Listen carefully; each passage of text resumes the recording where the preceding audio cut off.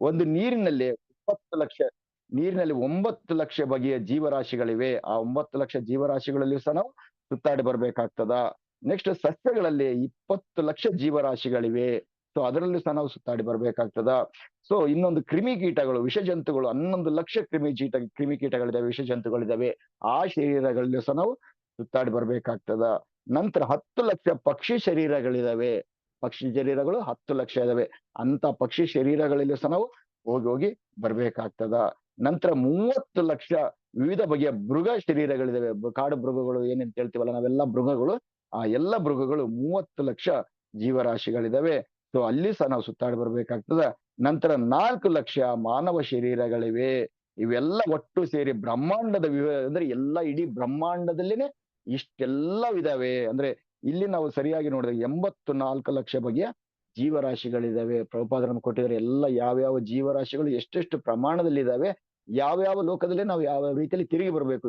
ಕ್ರಿಮಿಕೀಟಗಳು ಇಷ್ಟಿದಾವೆ, ಜಲಚರ ಪ್ರಾಣಿಗಳು ಇಷ್ಟಿದಾವೆ, ಮಾನವ ಪ್ರಾಣಿಗಳು ಇಷ್ಟಿದಾವೆ, ಎಲ್ಲವನ್ನು ಸಹ ಇಲ್ಲಿ ನಮಗೆ ತಿಳಿಸ್ಕೊಟ್ಟಿದ್ದಾರೆ. 84 ಲಕ್ಷ ಜೀವರಾಶಿಗಳು ಯಾವ್ಯಾವ ರೀತಿಯಲ್ಲಿ ಇದಾವೆ ಅವನ್ನೆಲ್ಲವನ್ನು ಸಹ ನಾವು ಪುನರಪಿ ಜನ್ಮ ಆ ರೀತಿಯಲ್ಲೇ ನಾವು ಪುನರಪಿ ಮರಣ ಮಾಡ್ತಾ ಮಾಡ್ತಾ ನಾವು ಮತ್ತೆ ಸುತ್ತಾಡ್ಬೇಕಾಗ್ತದ ಅನ್ನುವಂಥ ವಿಚಾರವನ್ನ ಇಲ್ಲಿ ನಮಗೆ ತಿಳಿಸ್ತಾ ಇದ್ದಾರೆ.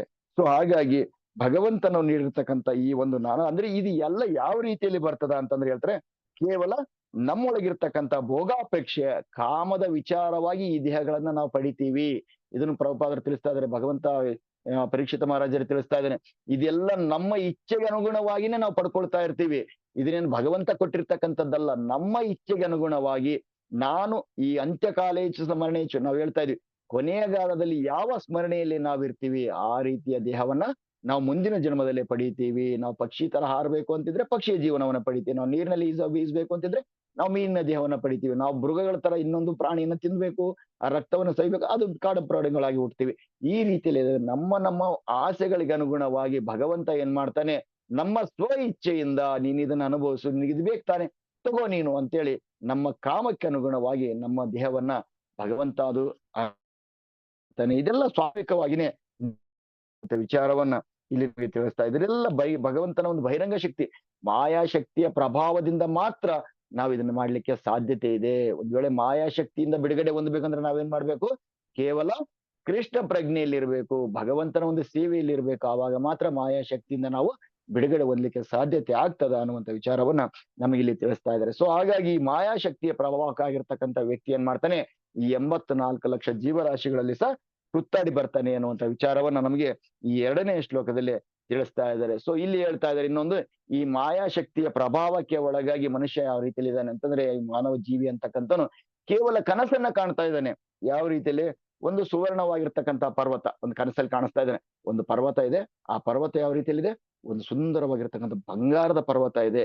ಆ ಬಂಗಾರದ ಪರ್ವತವನ್ನ ಕನಸಲ್ಲಿ ನೋಡ್ತಾ ಇದೀವಿ, ಹಿಡಿತಾ ಇದೀವಿ, ಬಂಗಾರ ಪರ್ವತ ಸಿಕ್ತು, ಹಿಡಿತಾ ಇದೀವಿ, ಹೋಗ್ತಾ ಇದೀವಿ, ಅದನ್ನ ಹಿಡ್ಕೋತಾ ಅದು ಸಿಗ್ತಾ ಇಲ್ಲ, ಹೋಗ್ತಾ ಇದೀವಿ, ಅದು ಸಿಗ್ತಾ ಇಲ್ಲ, ಮುಂದಕ್ಕೆ ಹೋಗ್ತಾ ಇದೆ, ಮತ್ತೆ ಕೊನೆಯಲ್ಲಿ ನಿದ್ದೆಯಿಂದ ಎಚ್ಚರಾಗಿ ನೋಡಿದ್ರೆ ಅಲ್ಲಿ ಪರ್ವತನೂ ಇಲ್ಲ, ಬಂಗಾರನೂ ಇಲ್ಲ, ಏನೋ ಒಂದು ಬೇರೆ ರೀತಿಯಲ್ಲಿ ಆ ಒಂದು ಪ್ರದೇಶ ಅಲ್ಲಿದೆ ನಮ್ಗೆ. ಸೊ ಅಲ್ಲಿ ಏನೋ ಬೇರೆ ಇದೆ. ಅಂದ್ರೆ ಬೇರೆ ಏನೋ ಇರ್ಬೇಕಾದ್ರೆ ಆ ಒಂದು ಎತ್ತರದ ಸ್ಥಿತಿಯಲ್ಲಿ ಇರ್ತಕ್ಕಂಥ ಮನುಷ್ಯ ಅವಾಗ ಅನ್ಕೊಳ್ತಾನೆ, ಇಲ್ಲಿ ಚಿನ್ನನೂ ಇಲ್ಲ, ಒಂದು ಆ ಪರ್ವತನೂ ಇಲ್ಲ. ನಮ್ಮ ಜೀವನವೂ ಸಹ ನಮ್ಗೆ ಏನಾಗ್ತಾ ಇದೆ ಅಂದ್ರೆ, ಮುಂದೆ ಸಿಗ್ತಾ ಇದೆ, ಕಾಣಿಸ್ತಾ ಇದೆ, ಓ ಇಲ್ಲಿ ಹೋದ್ರೆ ಸಾಕು ನನಗೆ ಜೀವನ ಆರಾಮ ಇರುತ್ತೆ, ಅಲ್ಲಿಗೆ ಹೋಗ್ತಾ ಇದೀವಿ, ಅದು ಸಿಗ್ತಾ ಇಲ್ಲ. ಮತ್ ಇನ್ನೊಂದ್ ಸ್ವಲ್ಪ ದಿನ, ಓ ಇದು ಇಲ್ಲಿಗೆ ಹೋದ್ರೆ ಸಾಕು ನನ್ನ ಜೀವನ ಆರಾಮ ಇರುತ್ತೆ, ಅದನ್ನ ಹುಡುಕ್ತಾ ಇದೀವಿ, ಸಿಗ್ತಾ ಇಲ್ಲ, ಇನ್ನೊಂದು ಸಿಗ್ತಾ ಇಲ್ಲ. ನಾವು ಚಿಕ್ಕವರಿದ್ದಂಗ ನೋಡ್ಕೊತಾನೆ ಬರ್ತಾ ಇದೀವಿ, ಪ್ರತಿ ಒಂದು ವಿಚಾರದಲ್ಲಿ ಸಹ ನೋಡ್ಕೊಳ್ತಾ ಬರ್ತಾ ಇದೀವಿ. ಎಜುಕೇಶನ್ ವಿಚಾರದಲ್ಲಿ ನೋಡ್ತಾ ಇದೀವಿ, SLC ಮುಗಿದ್ರೆ ಆರಾಮ್ ಇರ್ತೀಯ, PUC ಮುಗಿದ್ರೆ ಆರಾಮ್ ಇರ್ತೀಯ, ಡಿಗ್ರಿ ಮುಗಿದ್ರೆ ಆರಾಮ್ ಇರ್ತೀಯ, ಜಾಬ್ ಮಾಡಿದ್ರೆ ಆರಾಮ್ ಇರ್ತೀಯ, ಮದುವೆ ಮಾಡ್ಕೊಂಡ್ರೆ ಆರಾಮ್ ಇರ್ತೀಯ, ಮಕ್ಕಳಾದ್ರೆ ಆರಾಮ್ ಇರ್ತೀಯ, ಇನ್ನೊಂದು ಆರಾಮ್. ಕೊನೆಯಲ್ಲಿ ಜೀವನವನ್ನೇ ತ್ಯಜಿಸಿ ಹೋದ್ರು ಸಹ ನಮ್ಗೆ ಕೊನೆ ಕ್ಷಣ ಬಂದ್ರು ಸಹ ಇನ್ನೂ ಆರಾಮ್ ಇರ್ತೀನಿ, ಇದೇ ಜೀವನದಲ್ಲಿ ನಾವು ಹೋಗ್ತಾ ಇದೀವಿ. ಅಂದ್ರೆ ಇಲ್ಲಿ ಹೇಳ್ತಾ ಇದೆ ಪ್ರಭುಪಾದರು ಏನ್ ಹೇಳ್ತಾ ಇದೆ ಅಂದ್ರೆ, ಕೇವಲ ಒಂದು ಕನಸಿನಲ್ಲೇ ನಾವು ಜೀವನವನ್ನ ಮಾಡ್ತಾ ಇದೀವಿ. ಮಾಯೆಯ ಪ್ರಭಾವಕ್ಕೆ ಒಳಗಾಗಿ ನಾವೇನ್ ಮಾಡ್ತಾ ಇದೀವಿ, ಕೇವಲ ಕನಸಿನ ಜೀವನವನ್ನ ಮಾಡ್ತಾ ಇದೀವಿ. ಇದು ನಿಜವಾಗಿರ್ತಕ್ಕಂಥ ಒಂದು ಅರ್ಥವನ್ನ ನಾವು ತಿಳ್ಕೊಳ್ಳುವಂತ ಒಂದು ಪ್ರಯತ್ನವನ್ನ ನಾವು ಮಾಡ್ತಾ ಇಲ್ಲ.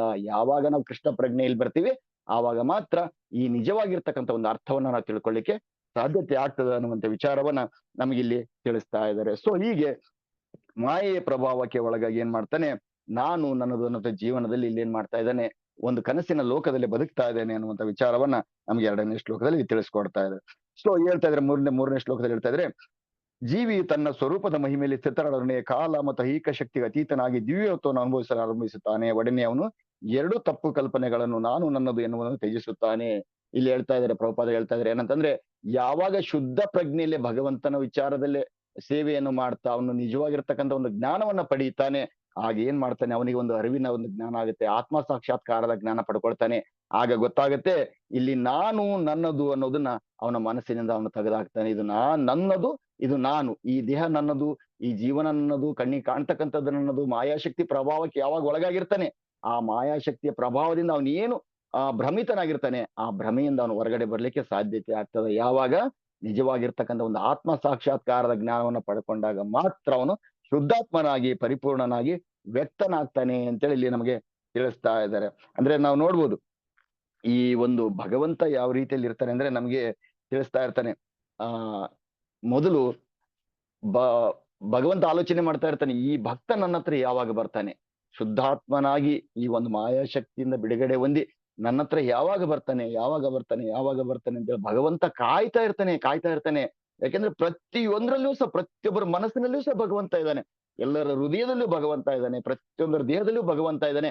ಆದ್ರೆ ಭಗವಂತ ಕೊಟ್ಟಿರ್ತಕ್ಕಂಥ ದೇಹವನ್ನ ನಾವೇನ್ ಮಾಡ್ತಾ ಇದೀವಿ, ಭಗವಂತನ ಹತ್ರಕ್ಕೆ ಹೋಗ್ಲಿಕ್ಕೆ ನಾವೇನು ಪ್ರಯತ್ನವನ್ನ ಮಾಡ್ತಾ ಇದೀವಿ, ಆ ಪ್ರಯತ್ನವನ್ನ ಮಾಡ್ಲಿಕ್ಕೆ ನಾವು ಪ್ರಯತ್ನವನ್ನ ಮಾಡ್ಬೇಕು. ಆತ್ಮ ಸಾಕ್ಷಾತ್ಕಾರದ ಜ್ಞಾನವನ್ನ ಪಡಿಬೇಕು, ಕೃಷ್ಣ ಪ್ರಜ್ಞೆಯನ್ನ ನಾವು ಪಡಿಬೇಕು. ಆ ತರ ಪರಿಶುದ್ಧನಾಗಿ ನಾವು ಯಾವಾಗ ಹೋಗ್ತೀವಿ, ಭಗವಂತ ಅಲ್ಲಿ ಕಾಯ್ತಾ ಇರ್ತಾನಂತೆ, ಬಂದು ಅಪ್ಕೊಳ್ತಾನಂತೆ. ನನ್ನ ಭಕ್ತ ಬಂದ, ಇವತ್ತು ನನ್ನ ಭಕ್ತ ಬಂದ, ಓ ತನ್ನೆಲ್ಲ ಒಂದು ಮಾಯಾಶಕ್ತಿ ಬಿಡುಗಡೆ ಹೊಂದ್ಕೊಂಡು ನನ್ನ ಹತ್ರಕ್ಕೆ ಬಂದ ಅಂತೇಳಿ ಭಗವಂತ ಅಂತವ್ರನ್ನ ಕಾಯ್ತಾ ಇರ್ತಾನಂತೆ, ಅಂತವ್ರನ್ನ ಅಪ್ಕೊಳ್ತಾನಂತೆ. ಆ ರೀತಿಯಲ್ಲಿ ಯಾವಾಗ ನಾನು ನನ್ನದು ಅನ್ನುವಂಥ ಪರಿಕಲ್ಪನೆಯನ್ನು ಯಾವಾಗ ನಾವು ಬಿಡ್ತೀವಿ, ಆವಾಗ ಮಾತ್ರ ನಾವು ಭಗವಂತನ ಹತ್ರಕ್ಕೆ ಹೋಗ್ಲಿಕ್ಕೆ ಸಾಧ್ಯತೆ ಆಗ್ತದ ಅನ್ನುವಂಥ ವಿಚಾರವನ್ನ ಇಲ್ಲಿ ನಮ್ಗೆ ತಿಳಿಸ್ತಾ ಇದ್ದಾರೆ.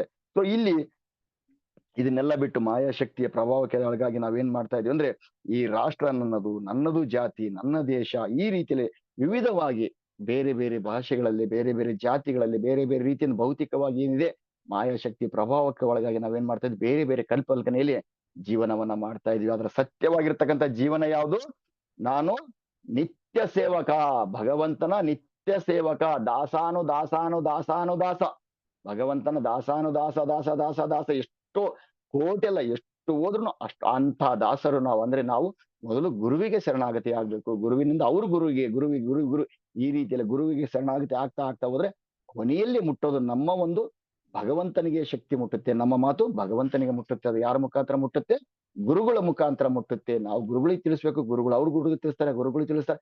ಈ ರೀತಿಯಲ್ಲಿ ಹೋದಾಗ ಮಾತ್ರ ಏನಾಗುತ್ತೆ, ಅದು ಭಗವಂತನಿಗೆ ಮುಟ್ಟುತ್ತೆ. ಹಾಗಾಗಿ ನಾವೆಲ್ಲರೂ ಏನು, ಭಗವಂತನ ನಿತ್ಯ ದಾಸರು, ನಾವು ನಿತ್ಯ ಸೇವಕರು, ಭಗವಂತನ ಸೇವೆ ಮಾಡ್ಲಿಕ್ಕೋಸ್ಕರ ನಾವು ಬಂದಿದೀವಿ ಅನ್ನುವಂತ ಒಂದು ಸತ್ಯವನ್ನ ನಾವು ಮೊದಲು ತಿಳ್ಕೊಳ್ಬೇಕು ಅನ್ನುವಂಥ ವಿಚಾರವನ್ನ ಇಲ್ಲಿ ನಮಗೆ 3ನೇ ಶ್ಲೋಕದಲ್ಲಿ ಪ್ರಭುಪಾದರು ನಮಗೆ ತಿಳಿಸ್ತಾ ಇದ್ದಾರೆ. ಸೊ ಇನ್ನು 4ನೇ ಶ್ಲೋಕದಲ್ಲಿ ತಿಳಿಸ್ತಾ ಇದ್ದಾರೆ, ಬ್ರಹ್ಮದೇವನ ನಿಷ್ಕಪಟ ತಪಸ್ಸಿನಿಂದ ಭಕ್ತಿ ಯೋಗದಿಂದ ಪರಮ ಸಂತೋಷಗೊಂಡ ದೇವೋತ್ತಮ ಪರಮ ಪುರುಷನು ಬ್ರಹ್ಮನ ಮುಂದೆ ತನ್ನ ಶಾಶ್ವತ ದಿವ್ಯ ರೂಪವನ್ನು ತೋರಿಸಿದನು ಮತ್ತು ಬದ್ಧಾತ್ಮನ ಶುದ್ಧೀಕರಣಕ್ಕೆ ಅದೇ ವಸ್ತು ನಿಷ್ಠೆನ ಗುರಿ. ಅಂದ್ರೆ ಹೇಳ್ತಾ ಇದ್ದಾರೆ ಇಲ್ಲಿ ಬ್ರಹ್ಮದೇವನಿಗೆ ಭಗವಂತನ ಒಂದು ದರ್ಶನವನ್ನ ಕೊಟ್ಟ. ಯಾಕೆಂದ್ರೆ ಬ್ರಹ್ಮದೇವ ಇಲ್ಲಿ ಏನ್ ಮಾಡಿದ್ದ, ಯಾವುದೇ ರೀತಿ ಆಸೆ ಪಡದೆ ತಪಸ್ಸನ್ನ ಆಚರಣೆ ಮಾಡಿದ್ದ. ಸೊ ಆ ತಪಸ್ಸನ್ನ ಆಚರಣೆ ಮಾಡಿದಕ್ಕೋಸ್ಕರ ಇಲ್ಲಿ ಭಗವಂತನ ದರ್ಶನ ಆಯ್ತು. ಅಂದ್ರೆ ಭಕ್ತರ ನಿಜವಾಗಿರ್ತಕ್ಕಂಥ ಗುರಿ ಯಾವುದು, ಭಗವಂತನ ಹತ್ರ ಸೇರ್ತಕ್ಕಂಥದ್ದು, ಭಗವಂತನ ಒಂದು ದರ್ಶನವನ್ನ ಪಡಿತಕ್ಕಂಥದ್ದು. ಮುಕ್ತಿ ಬೇಡ, ಯಾವ ಮುಕ್ತಿಯನ್ನೂ ಬೇಡ. ಮುಕ್ತಿಗೋಸ್ಕರ ಕೆಲಸ ಮಾಡುತ್ತಾರೆ ಕೆಲವೊಬ್ರು ಮಾತ್ರ. ಇಲ್ಲಿ ಮುಕ್ತಿ ಎಲ್ಲ ಕೃಷ್ಣ ಪ್ರಜ್ಞೆಯಲ್ಲಿ ಇರ್ತಕ್ಕಂಥ ಪ್ರತಿಯೊಬ್ಬರು ಸಹ ನೀವು ಕೇಳ್ಕೊಳ್ಳಿ, ಯಾರನ್ನಾದ್ರೂ ಕೇಳ್ಕೊಳ್ಳಿ, ಏತಕ್ಕೋಸ್ಕರ ನಾವು ಮಾಡ್ತಾ ಇದೀವಿ ಅಂದ್ರೆ ಮುಕ್ತಿಗೋಸ್ಕರ ಅಂತ ಯಾರು ಹೇಳಲ್ಲ. ಎಲ್ಲರೂ ಹೇಳ್ತಕ್ಕಂಥದ್ದೇನು, ಭಗವಂತನ ಧಾಮಕ್ಕೆ ಹೋಗ್ಬೇಕು, ಗೋಲೋಕ ಬೃಂದಾವನಕ್ಕೆ ಹೋಗ್ಬೇಕು, ಭಗವಂತನ ಹತ್ರಕ್ಕೆ ನಾನು ಹೋಗ್ಬೇಕು ಅಂತೇಳಿ ಕೆಲಸ ಮಾಡ್ತಾ ಇರ್ತಾರೆ. ಅಂದ್ರೆ ನಿಜವಾಗಿರ್ತಕ್ಕಂಥ ಒಂದು ಗುರಿ ಯಾವುದು, ಭಕ್ತನ ಗುರಿ ಯಾವುದು, ಭಗವಂತನ ಒಂದು ಧಾಮವನ್ನ ಸೇರ್ತಕ್ಕಂಥದ್ದು. ಸೊ ಹಾಗಾಗಿ ಇಲ್ಲಿ ಬ್ರಹ್ಮನಿಗೂ ಸಹ ಭಗವಂತ ಏನ್ ಮಾಡ್ದ, ತನ್ನ ಬ್ರಹ್ಮನಿಗೆ ಕೊನೆ ಹಂತ, ಅಂದ್ರೆ ನಾವೇನು ಕಷ್ಟಪಟ್ಟು ಹೋಗ್ತಾ ಇದ್ವಲ್ಲ ಆ ಹಂತವನ್ನ ಭಗವಂತನೇ ನಿತ್ಯವಾಗಿ ದರ್ಶನವನ್ನ ಕೊಟ್ಟ ಅನ್ನುವಂಥ ವಿಚಾರವನ್ನ ಇಲ್ಲಿ ಹೇಳ್ತಾ ಇದ್ದಾರೆ. ಅದು ಯಾಕೆ ಸಿಕ್ತು, ಆತ ಯಾವುದೇ ರೀತಿ ಆಸೆಯನ್ನ ಪಡದೆ ನಿಜವಾಗಿರ್ತಕ್ಕಂಥ ಒಂದು ತಪಸ್ಸನ್ನ ಆಚರಣೆ ಮಾಡಿದ್ದ ಅನ್ನುವಂಥ ವಿಚಾರವನ್ನ ಇಲ್ಲಿ ನಮಗೆ 4ನೇ ಶ್ಲೋಕದಲ್ಲಿ ತಿಳಿಸುವಂತ ಒಂದು ಪ್ರಯತ್ನವನ್ನ ಮಾಡಿದ. ಅದು ಯಾವ ರೀತಿಯಲ್ಲಿ ಮಾಡಿದ್ದ ಬ್ರಹ್ಮದೇವ ಅಂದ್ರೆ ಕೇವಲ ಭಕ್ತಿಯಿಂದ ಮಾತ್ರ ಮಾಡಿದ್ದ. ಭಕ್ತಿ ಸೇವೆ ಎಲ್ಲದಕ್ಕಿಂತ ದೊಡ್ಡ ಸೇವೆ ಅನ್ನುವಂಥ ವಿಚಾರವನ್ನ ಇಲ್ಲಿ ನಮಗೆ ತಿಳಿಸ್ತಾ ಇದ್ದಾರೆ. ಸೊ ಇಲ್ಲಿ ಪ್ರಭುಪಾದರು ಕೊಟ್ಟು ಬರೆದಿದ್ದಾರೆ, 2 ರೀತಿಯ ಒಂದು ಆತ್ಮಗಳಿದಾವೆ, ಒಂದು ಜೀವಾತ್ಮ ಮತ್ತು ಪರಮಾತ್ಮ ಅಂತ ಹೇಳ್ತಾ ಇದ್ದಾರೆ. ಅಂದ್ರೆ ಜೀವಾತ್ಮ ಅಂತಕ್ಕಂಥದ್ದು ಏನಂದ್ರೆ ಇದು ನಾವೆಲ್ಲರೂ ಏನಿದೀವಿ ಜೀವಾತ್ಮರು, ನಾವೆಲ್ಲ ಮಾಯೆಯ ಪ್ರಭಾವಕ್ಕೆ ಒಳಗಾಗ್ತೀವಿ. ಪರಮಾತ್ಮ ಅಂತಕ್ಕಂಥದ್ದು ಏನಿದೆ, ಪರಮಾತ್ಮ ಎಲ್ಲ ಮಾಯೆ ಅಧಿಪತಿ. ಪರಮಾತ್ಮ ಮಾಯೆ ಅಧಿಪತಿ ಆಗಿರ್ತಾನೆ. ಸೊ ನಾವೆಲ್ಲರೂ ಜೀವಾತ್ಮಗಳು. ಸೊ ಇಂಥ ಜೀವಾತ್ಮಗಳು ಏನ್ ಮಾಡ್ತೀವಿ, ಜೀವಾತ್ಮದಿಂದ ಕಳ್ಕೊಂಡು ನಾವು ಪರಮಾತ್ಮನ ಹಂತಕ್ಕೆ ನಾವು ಹೋಗ್ಬೇಕು ಅನ್ನುವಂಥ ವಿಚಾರವನ್ನ ಇಲ್ಲಿ ನಮ್ಗೆ ತಿಳಿಸ್ತಾ. ಅದು ಯಾವ್ದ್ರಿಂದ? ಕೇವಲ ಭಕ್ತಿ ಯೋಗದಿಂದ ಮಾತ್ರ ಸಾಧ್ಯ. ಅದನ್ನ ಬಿಟ್ಟು ಬೇರೆ ಯಾವ್ದ್ರಿಂದನೂ ಸಹ ಸಾಧ್ಯ ಇಲ್ಲ ಅನ್ನುವಂಥ ವಿಚಾರವನ್ನ ಇಲ್ಲಿ ನಮ್ಗೆ ಪ್ರಭುಪಾದರು ತಿಳಿಸ್ತಾ ಇದ್ದಾರೆ. ಸೊ ಹಾಗಾಗಿ ಇದಕ್ಕೆ ಹೇಳ್ತಾರೆ ಭಕ್ತಿಯ ಮಾಂ ಅಭಿಜಾನಾತಿ, ಅಂದ್ರೆ ನಾವು ನೋಡ್ಬೋದು ಭಕ್ತಿಯಿಂದನೇ ಮಾತ್ರ ನಮ್ಗೆ ಏನಾದ್ರೂ ಪಡಿಲಿಕ್ಕೆ ಸಾಧ್ಯ ಆಗ್ತದ. ಅದು ಬಿಟ್ಬಿಟ್ಟು ಬೇರೆ ಯಾವುದೇ ವಿಚಾರದಲ್ಲಿ ನಾವು ಪ್ರಯತ್ನ ಪಟ್ಟರು ಸಾಗೋದಿಲ್ಲ. ನೋಡ್ಬೋದು ಎಂತ ಯೋಗಿಗಳು ಎಲ್ಲ ಏನ್ ಮಾಡ್ತಾ ಇರ್ತಾರೆ, ಸುಮಾರು ಸಾವಿರಾರು ವರ್ಷಗಳ ಕಾಲ ತಪಸ್ಸನ್ನ ಮಾಡ್ತಾ ಇರ್ತಾರೆ. ಗುಡ್ಡದಲ್ಲಿ ಕೂತಿರ್ತಾರೆ, ಒಂದು ಚಳಿ ಕೊರಿತಾ ಇರುತ್ತೆ, ಚಳಿಯಲ್ಲಿ ಕೂತಿರ್ತಾರೆ, ಬರಿ ಮೈಲೆ ಕೂತಿರ್ತಾರೆ, ತಪಸ್ಸನ್ನ ಆಚರಣೆ ಮಾಡ್ತಾ ಇರ್ತಾರೆ, ಎಲ್ಲಾ ಮಾಡ್ತಾ ಇರ್ತಾರೆ. ಮುಕ್ತಿ ಸಿಗುತ್ತೆ. ಭಗವಂತ ಸಿಗ್ತಾನ? ಸಿಗೋದಿಲ್ಲ. ಭಗವಂತ ಯಾರಿಗೆ ಸಿಗ್ತಾನೆ? ಕೇವಲ ಭಕ್ತರಿಗೆ ಮಾತ್ರ ಸಿಗ್ತಾನೆ. ಭಕ್ತಿಯಿಂದ ಭಗವಂತನ ಬೇಡ್ಕೊಂಡ್ರೆ ಮಾತ್ರ, ಆತನ ಸೇವೆಯನ್ನ ಮಾಡಿದ್ರೆ ಮಾತ್ರ ಭಗವಂತ ಸಿಗ್ತಾನೆ. ಅದು ಬಿಟ್ಬಿಟ್ಟು ನಾವು ಹಠಯೋಗಿ ತರ ಹೋಗಿ ಹಿಮಾಲಯ ಪರ್ವತದಲ್ಲಿ ಕುಳಿತು ನಾನು ಮುಚ್ಕೊಂಡು ನಾನೇನು ತಪಸ್ ಮಾಡ್ತೀನಿ, ನನಗೆ ಭಗವಂತ ಸಿಗ್ತಾನೆ ಅಂದ್ರೆ ಅದು ಯಾವುದೇ ಕಾರಣಕ್ಕೂ ಸಾಧ್ಯ ಇಲ್ಲ ಅನ್ನುವಂಥ ವಿಚಾರವನ್ನ ಇಲ್ಲಿ ಭಗವಂತನೇ ಹೇಳ್ತಾ ಇದ್ದಾನೆ. ಸೊ ಅದನ್ನು ಪ್ರಭುಪಾದರು ನಮ್ಗೆ ತಿಳಿಸ್ಕೊಡ್ತಾ ಇದ್ದಾರೆ. ಸೊ ಮುಂದಿನ ಒಂದು ಶ್ಲೋಕದಲ್ಲಿ ಹೇಳ್ತಾ ಇದ್ರೆ, ಪ್ರಥಮ ಗುರು ಬ್ರಹ್ಮಾಂಡದ ಪ್ರಥಮ ಶ್ರೇಷ್ಠನಾದ ಬ್ರಹ್ಮದೇವನಿಗೆ ತನ್ನ ಕಮಲಾಸನದ ಮೂಲವನ್ನು ಕಾಣಸಿಗಲಿಲ್ಲ. ಐಕ ಜಗತ್ತಿನ ಸೃಷ್ಟಿಯ ಕುರಿತು ಚಿಂತನೆ ಮಾಡುತ್ತಿದ್ದಾಗ ಅವನಿಗೆ ಅಂತಹ ಸೃಷ್ಟಿ ಕಾರ್ಯದಲ್ಲಿ ಸರಿಯಾಗಿ ದಿಗ್ದರ್ಶನವಾಗಲಿಲ್ಲ. ಅವನಿಗೆ ಅಂತಹ ಸೃಷ್ಟಿಯ ವಿಧಾನವೂ ಸಹ ತೋರಲಿಲ್ಲ ಅಂತ ಹೇಳಿದ್ರೆ, ಇಲ್ಲಿ ಬ್ರಹ್ಮದೇವ ದೇವನ ಜನ ರೀತಿಯಲ್ಲಿ ಆಯ್ತು, ಬ್ರಹ್ಮದೇವನ ಜನ.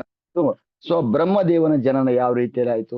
ಒಂದು ಕಮಲದಲ್ಲಿ ಬ್ರಹ್ಮದೇವನ ಜನನ ಆಯ್ತು. ಸೊ ಕಮಲ ಹುಟ್ಟಿದ ತಕ್ಷಣ ಮೇಲೆ ಬ್ರಹ್ಮಾಜಿ ಹುಟ್ಟಿದ್ರು. ಬ್ರಹ್ಮಾಜಿ ಹುಟ್ಟಿ ನೋಡ್ತಾ ಇದಾರೆ, ಏನು ಹುಟ್ಟಿದೀನಿ ಅಂತ ಗೊತ್ತಿಲ್ಲ. ಎಸ್, ಬ್ರಹ್ಮಾಜಿ ಗೊತ್ತಿತ್ತ? ಏನು ಹುಟ್ಟಿದೀನಿ ಗೊತ್ತಿಲ್ಲ, ತನ್ನ ಮೂಲ ಸ್ವರೂಪ ಗೊತ್ತಿಲ್ಲ, ತಾನು ಏನಕ್ಕೋಸ್ಕರ ಬಂದಿದ್ದೀನಿ ಗೊತ್ತಿಲ್ಲ. ತನ್ನ ಮೂಲವನ್ನು ಹುಡುಕ್ತಾ ಏನ್ ಮಾಡಿದ್ರು, ಕೆಳಗಡೆ ಬಂದ್ರು. ಅದ್ ಮೂಲ ಹುಡುಕ್ತಾ ನದಿಯಲ್ಲಿ ನೀರಿನ ಸಮುದ್ರದಲ್ಲಿ ಹುಡುಕ್ತಾ ಕೆಳಗಡೆ ಎಲ್ಲ ಬರ್ತಾ ಇದ್ರು. ಬಂದು ಅವರಿಗೆ ಚಿಂತೆ ಮಾಡ್ತಾ ಇದ್ರು. ಏನಂದ್ರೆ, ನಾನಿಲ್ಲಿ ಯಾವ ಕಾರ್ಯಕ್ಕೋಸ್ಕರ ಬಂದಿದ್ದೀನಿ, ನನ್ನ ಯಾವ ಕಾರ್ಯಕ್ಕೋಸ್ಕರ ಹುಟ್ಟಿದ್ದೀನಿ, ನಾನು ಯಾರು, ಏನು, ಆ ರೀತಿಯಲ್ಲಿ ಹುಡುಕ್ತಾ ನೀರಿನ ಕೆಳಗಡೆ ಇಲ್ಲಿ ಬರ್ತಾ ಇದ್ರು. ಬಂದ ನಂತರ ಹೇಳ್ತಾ ಇದ್ದಾರೆ, ಹೀಗೆ ನೀರಿನಲ್ಲಿ ಯೋಚನಾ ಮಗ್ನನಾಗಿದ್ದ ಬ್ರಹ್ಮದೇವನಿಗೆ ಹತ್ತಿರದಿಂದ 2 ಬಾರಿ 2 ಅಕ್ಷರಗಳ ಸಂಯೋಗವು ಕೇಳಿಸಿತು. ಕೆಳಗಡೆ ಯಾವಾಗ ಬ್ರಹ್ಮಾಜಿ ಬಂದು ತನ್ನ ಮೂಲವನ್ನು ಹುಡುಕ್ತಾ ಕೆಳಗಡೆ ಎಲ್ಲ ಬಂದು ಹುಡುಕ್ತಾ ಇದ್ದಾರೆ. ನಾನು ಏನಕ್ಕೋಸ್ಕರ ಹುಟ್ಟಿದೀನಿ, ಏನು, ತನ್ನ ಮೂಲನೇ ಗೊತ್ತಿಲ್ಲ. ಆ ಮೂಲವನ್ನು ಹುಡುಕ್ತಾ ಹೋದಾಗ ನೀರಿನಲ್ಲಿ ಯೋಚನಾ ಮಗ್ನರಾಗಿದ್ದಾಗ 2 ಅಕ್ಷರಗಳು ಅವರಿಗೆ ಒಂದು ಕಿವಿಗೆ ಬೀಳ್ತವೆ. ಅದು ಯಾವ ರೀತಿಯಲ್ಲಿ ಅಂತಂದ್ರೆ, ಒಂದು ಅಕ್ಷರವನ್ನು ಸ್ಪರ್ಶಮಾಲೆಯ 16ನೇ ಸ್ಥಾನದಿಂದ ಮತ್ತೊಂದು 21ನೇ ಸ್ಥಾನದಿಂದ ತೆಗೆದುಕೊಳ್ಳಲಾಗಿತ್ತು. ಇದು ಸನ್ಯಾಸರಾಸನ ಸಿರಿಯಾಗಲಿ ಇವೆರಡರ ಸಂಕಲ್ಪವಾಗಿತ್ತು. ಅಂದ್ರೆ ಕನ್ನಡದ ವ್ಯಂಜನದಲ್ಲಿ ನಾವು ನೋಡಿದಾಗ ಗೊತ್ತಾಗುತ್ತೆ, 16ನೇ ಅಕ್ಷರ ತ ಅಂತ ಬರುತ್ತೆ, 21ನೇ ಅಕ್ಷರ ಪ ಅಂತ ಬರುತ್ತೆ. ಅಂದ್ರೆ ಅಲ್ಲಿ ಬ್ರಹ್ಮಾಜಿಗೆ ಒಂದು ಅಜ್ಞಾತ ಶರೀರವಾಣಿ ಕೇಳಿಸುತ್ತೆ. ತಪ ಅನ್ನುವಂತ ಒಂದು ಅಜ್ಞಾತ ಶರೀರವಾಣಿ ಬ್ರಹ್ಮಾಜಿಗೆ ಆ ನೀರಿನಲ್ಲೇ ಕೇಳಿಸುತ್ತೆ. ಸೊ ಈ ತಪ ಅನ್ನೋದು ಏನಾಗುತ್ತೆ, ತಪ ಅಂದ್ರೆ ತಪಸ್ಸಾಚರಣೆ ಮಾಡು ಅನ್ನುವಂಥ ವಿಚಾರ ಇಲ್ಲಿ ಬ್ರಹ್ಮದೇವನ ಕಿವಿಗೆ ಇಲ್ಲಿ ಭಗವಂತನೇ ಹಾಕ್ತಾ ಇದ್ದಾನೆ. ಸೊ ಈ ಧ್ವನಿ ಕೇಳಿದ ತಕ್ಷಣ ಏನಾಗುತ್ತೆ, ಬ್ರಹ್ಮನು ಎಲ್ಲ ದಿಕ್ಕುಗಳಲ್ಲಿ ಹುಡುಕುತ್ತಾ ಮಾತನಾಡುತ್ತಿರುವವರು ಯಾರು ಎಂದು ತಿಳಿಯಲು ಪ್ರಯತ್ನಿಸಿದನು. ಇಲ್ಲಿ ಹುಡುಕ್ತಾ ಇದ್ದಾನೆ, ಏನಂತ, ಈ ತಪ ಅಂತ ಹೇಳಿದರೆ ಯಾರು ನನಗೆ, ಹುಡುಕ್ತಾ ಇದ್ದಾನೆ ಎಲ್ಲಾ ದಿಕ್ಕುಗಳಲ್ಲಿ ಹುಡುಕ್ತಾ ಇದ್ದಾನೆ, ಪ್ರಯತ್ನ ಪಡ್ತಾ ಇದ್ದಾನೆ. ಆದ್ರೆ ಅಲ್ಲಿ ಯಾರಿದ್ದಾರೆ? ಯಾರು ಇಲ್ಲ, ಕೇವಲ ಬ್ರಹ್ಮಾಜಿ. ಯಾಕಂದ್ರೆ ಮೊದಲನೇ ಪುರುಷ, ಸೃಷ್ಟಿಕರ್ತ ಭಗವಂತ ಸೃಷ್ಟಿ ಮಾಡಿದ್ದು ಈ ಲೋಕವನ್ನ ಸೃಷ್ಟಿ ಮಾಡ್ಲಿಕ್ಕೆ ಮೊದಲು ಬ್ರಹ್ಮಾಜಿನ ಸೃಷ್ಟಿ ಮಾಡಿದ. ಸೊ ಹಾಗಾಗಿ ಇಲ್ಲಿ ತನ್ನ ಹೊರತು ಬೇರೆ ಯಾರನ್ನು ಕಾಣದಾದಾಗ ಅವನು ತನ್ನ ಕಮಲಾಸನದ ಮೇಲೆ ಸ್ಥಿತವಾಗಿ ಕುಳಿತು ಉಪದೇಶ ಅನ್ವಯ ತನ್ನ ತಪಸ್ಸಿನ ಆಚರಣೆ ಗಮನ ಕೊಡುವುದು ವಿವೇಕದ ಮಾರ್ಗವೆಂದು ಭಾವಿಸಿದನು. ಇಲ್ಲೆಲ್ಲ ಹುಡುಕ್ತಾ ಸಾಕಾಯ್ತು, ಸಿಗ್ಲಿಲ್ಲ, ಯಾರು ಸಿಗ್ಲಿಲ್ಲ, ಒಬ್ರು ಸಿಗ್ಲಿಲ್ಲ. ಅದಕ್ಕೆ ಲಾಸ್ಟ್ ಅನ್ಕೊಂಡ, ನನಗೆ ಏನೋ ಒಂದು ಜ್ಞಾನೋದಯ ಆಗಿದೆ. ಅಂದ್ರೆ ಯಾರೋ ಒಬ್ರು ಹೇಳಿದಾರೆ ನನಗೆ ತಪಸ್ ಆಚರಣೆ ಮಾಡ್ಬೇಕು ನಾನು ಅಂತೇಳಿ ಏನ್ ಮಾಡ್ತಾನೆ, ತನ್ನ ವಿವೇಕಕ್ಕೆ ತಿಳಿದ ಹಾಗೆ ಏನ್ ಮಾಡ್ತಾನೆ, ಅದೇ ಒಂದು ಒಳ್ಳೆಯ ಮಾರ್ಗ, ತಪಸ್ಸನ್ನ ಆಚರಣೆ ಮಾಡೋದೇ ಒಳ್ಳೆಯ ಮಾರ್ಗ ಅಂತ ಏನ್ ಮಾಡಿದೆ, ತನ್ನ ಒಂದು ಕಮಲದ ಮೇಲೆ ಏನ್ ಕೂತಿನಲ್ಲ ಆ ಕಮಲದ ಮೇಲೆ ಕುಂತು ತಪಸ್ಸನ್ನ ಆಚರಣೆ ಮಾಡ್ಲಿಕ್ಕೆ ಮಾಡ್ದ ಅಂತೇಳಿ ಇಲ್ಲಿ ಹೇಳ್ತಾ ಇದ್ದಾರೆ. ಅಂದ್ರೆ ಯಾವ ರೀತಿಯಲ್ಲಿ ತಪಸ್ಸನ್ನ ಆಚರಣೆ ಮಾಡಿದ ಅಂದ್ರೆ, ಬ್ರಹ್ಮದೇವ ಸುಮಾರು 1 ವರ್ಷಗಳ ಕಾಲ 1000 ವರ್ಷಗಳ ಕಾಲ ತಪಸ್ಸಾಚರಣೆ ಮಾಡಿದ್ರು. ಅದು ಯಾವ ರೀತಿಯಲ್ಲಿ, ದೇವಮಾನವದ ಪ್ರಕಾರ 1000 ವರ್ಷಗಳ ಕಾಲ. ಅಂದ್ರೆ 1000 ವರ್ಷ ಅಂದ್ರೆ 1 ವರ್ಷ ನಮಗೆ 360 ವರ್ಷಗಳಿಗೆ ಸಮ ಆಗುತ್ತೆ. ಇಲ್ಲಿ ನಾವು ತಿಳ್ಕೊಳ್ಳಿ, ಅದು ದೇವಮಾನವನ 1 ವರ್ಷ ಅಂದ್ರೆ ನಮಗೆ 360 ವರ್ಷ ನಮ್ಮ ಒಂದು ಜೀವಿತ ಅವಧಿ.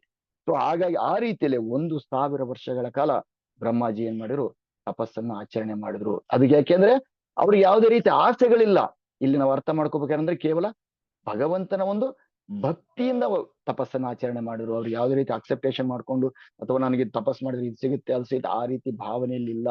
ಕೇವಲ ಶುದ್ಧ ಮನಸ್ಸಿನಿಂದ ನನಗೇನೋ ಒಂದು ದೈವವಾಣಿ ಆಗಿದೆ, ಆ ದೈವವಾಣಿಗೋಸ್ಕರ ನಾನು ತಪಸ್ಸನ್ನ ಆಚರಣೆ ಮಾಡಬೇಕು ಅನ್ನುವಂಥ ವಿಚಾರದಲ್ಲಿ ಇಲ್ಲಿ ಏನ್ ಮಾಡಿದ್ರು, ಶುದ್ಧ ಮನಸ್ಸಿನಿಂದ ಶುದ್ಧ ಒಂದು ಭಕ್ತಿಯಿಂದ ಏನ್ ಮಾಡಿದ್ರು, ಭಗವಂತನ ಕುರಿತು ಅವರು ತಪಸ್ಸನ್ನ ಆಚರಣೆಯನ್ನ ಮಾಡಿದ್ರು. ಇಷ್ಟು 1,000 ಭಗವಂತನ ದೇವಮಾನದ ಪ್ರಕಾರ 1 ವರ್ಷಗಳ ಕಾಲ 1,000 ವರ್ಷಗಳ ಕಾಲ ಇಲ್ಲಿ ತಪಸ್ಸನ್ನ ಆಚರಣೆ ಮಾಡಿದ್ರು ಅಂತ ಹೇಳ್ತಾ ಇದ್ದಾರೆ.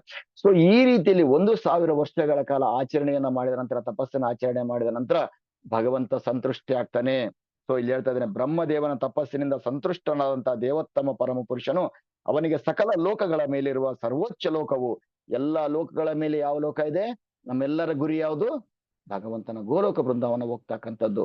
ಸೊ ಇಲ್ಲಿ ಏನ್ ಮಾಡ್ತಾ ಇದ್ದಾನೆ, ಸರ್ವೋಚ್ಚ ಲೋಕವಾಗಿರ್ತಕ್ಕಂಥ ಸ್ವಧಾಮವಾಗಿರ್ತಕ್ಕಂಥ ವೈಕುಂಠವನ್ನು ತೋರಿಸುವ ಕೃಪೆ ಮಾಡಿದನು. ಭಗವಂತ ಏನ್ ಮಾಡ್ತಾನೆ ಇಲ್ಲಿ, ಭಗವಂತ ಬ್ರಹ್ಮಾಜಿಗೆ ಸಂತೋಷಗೊಂಡು ನನ್ನ ಒಂದು ಲೋಕವನ್ನ ಬ್ರಹ್ಮಾಜಿಗೆ ತೋರಿಸ್ಬೇಕು ನಾನು ಇವಾಗ, ಯಾಕಂದ್ರೆ ಆತನ ಒಂದು ತಪಸ್ಸಿನ ಸಂತೋಷಗೊಂಡಿದ್ದೀನಿ.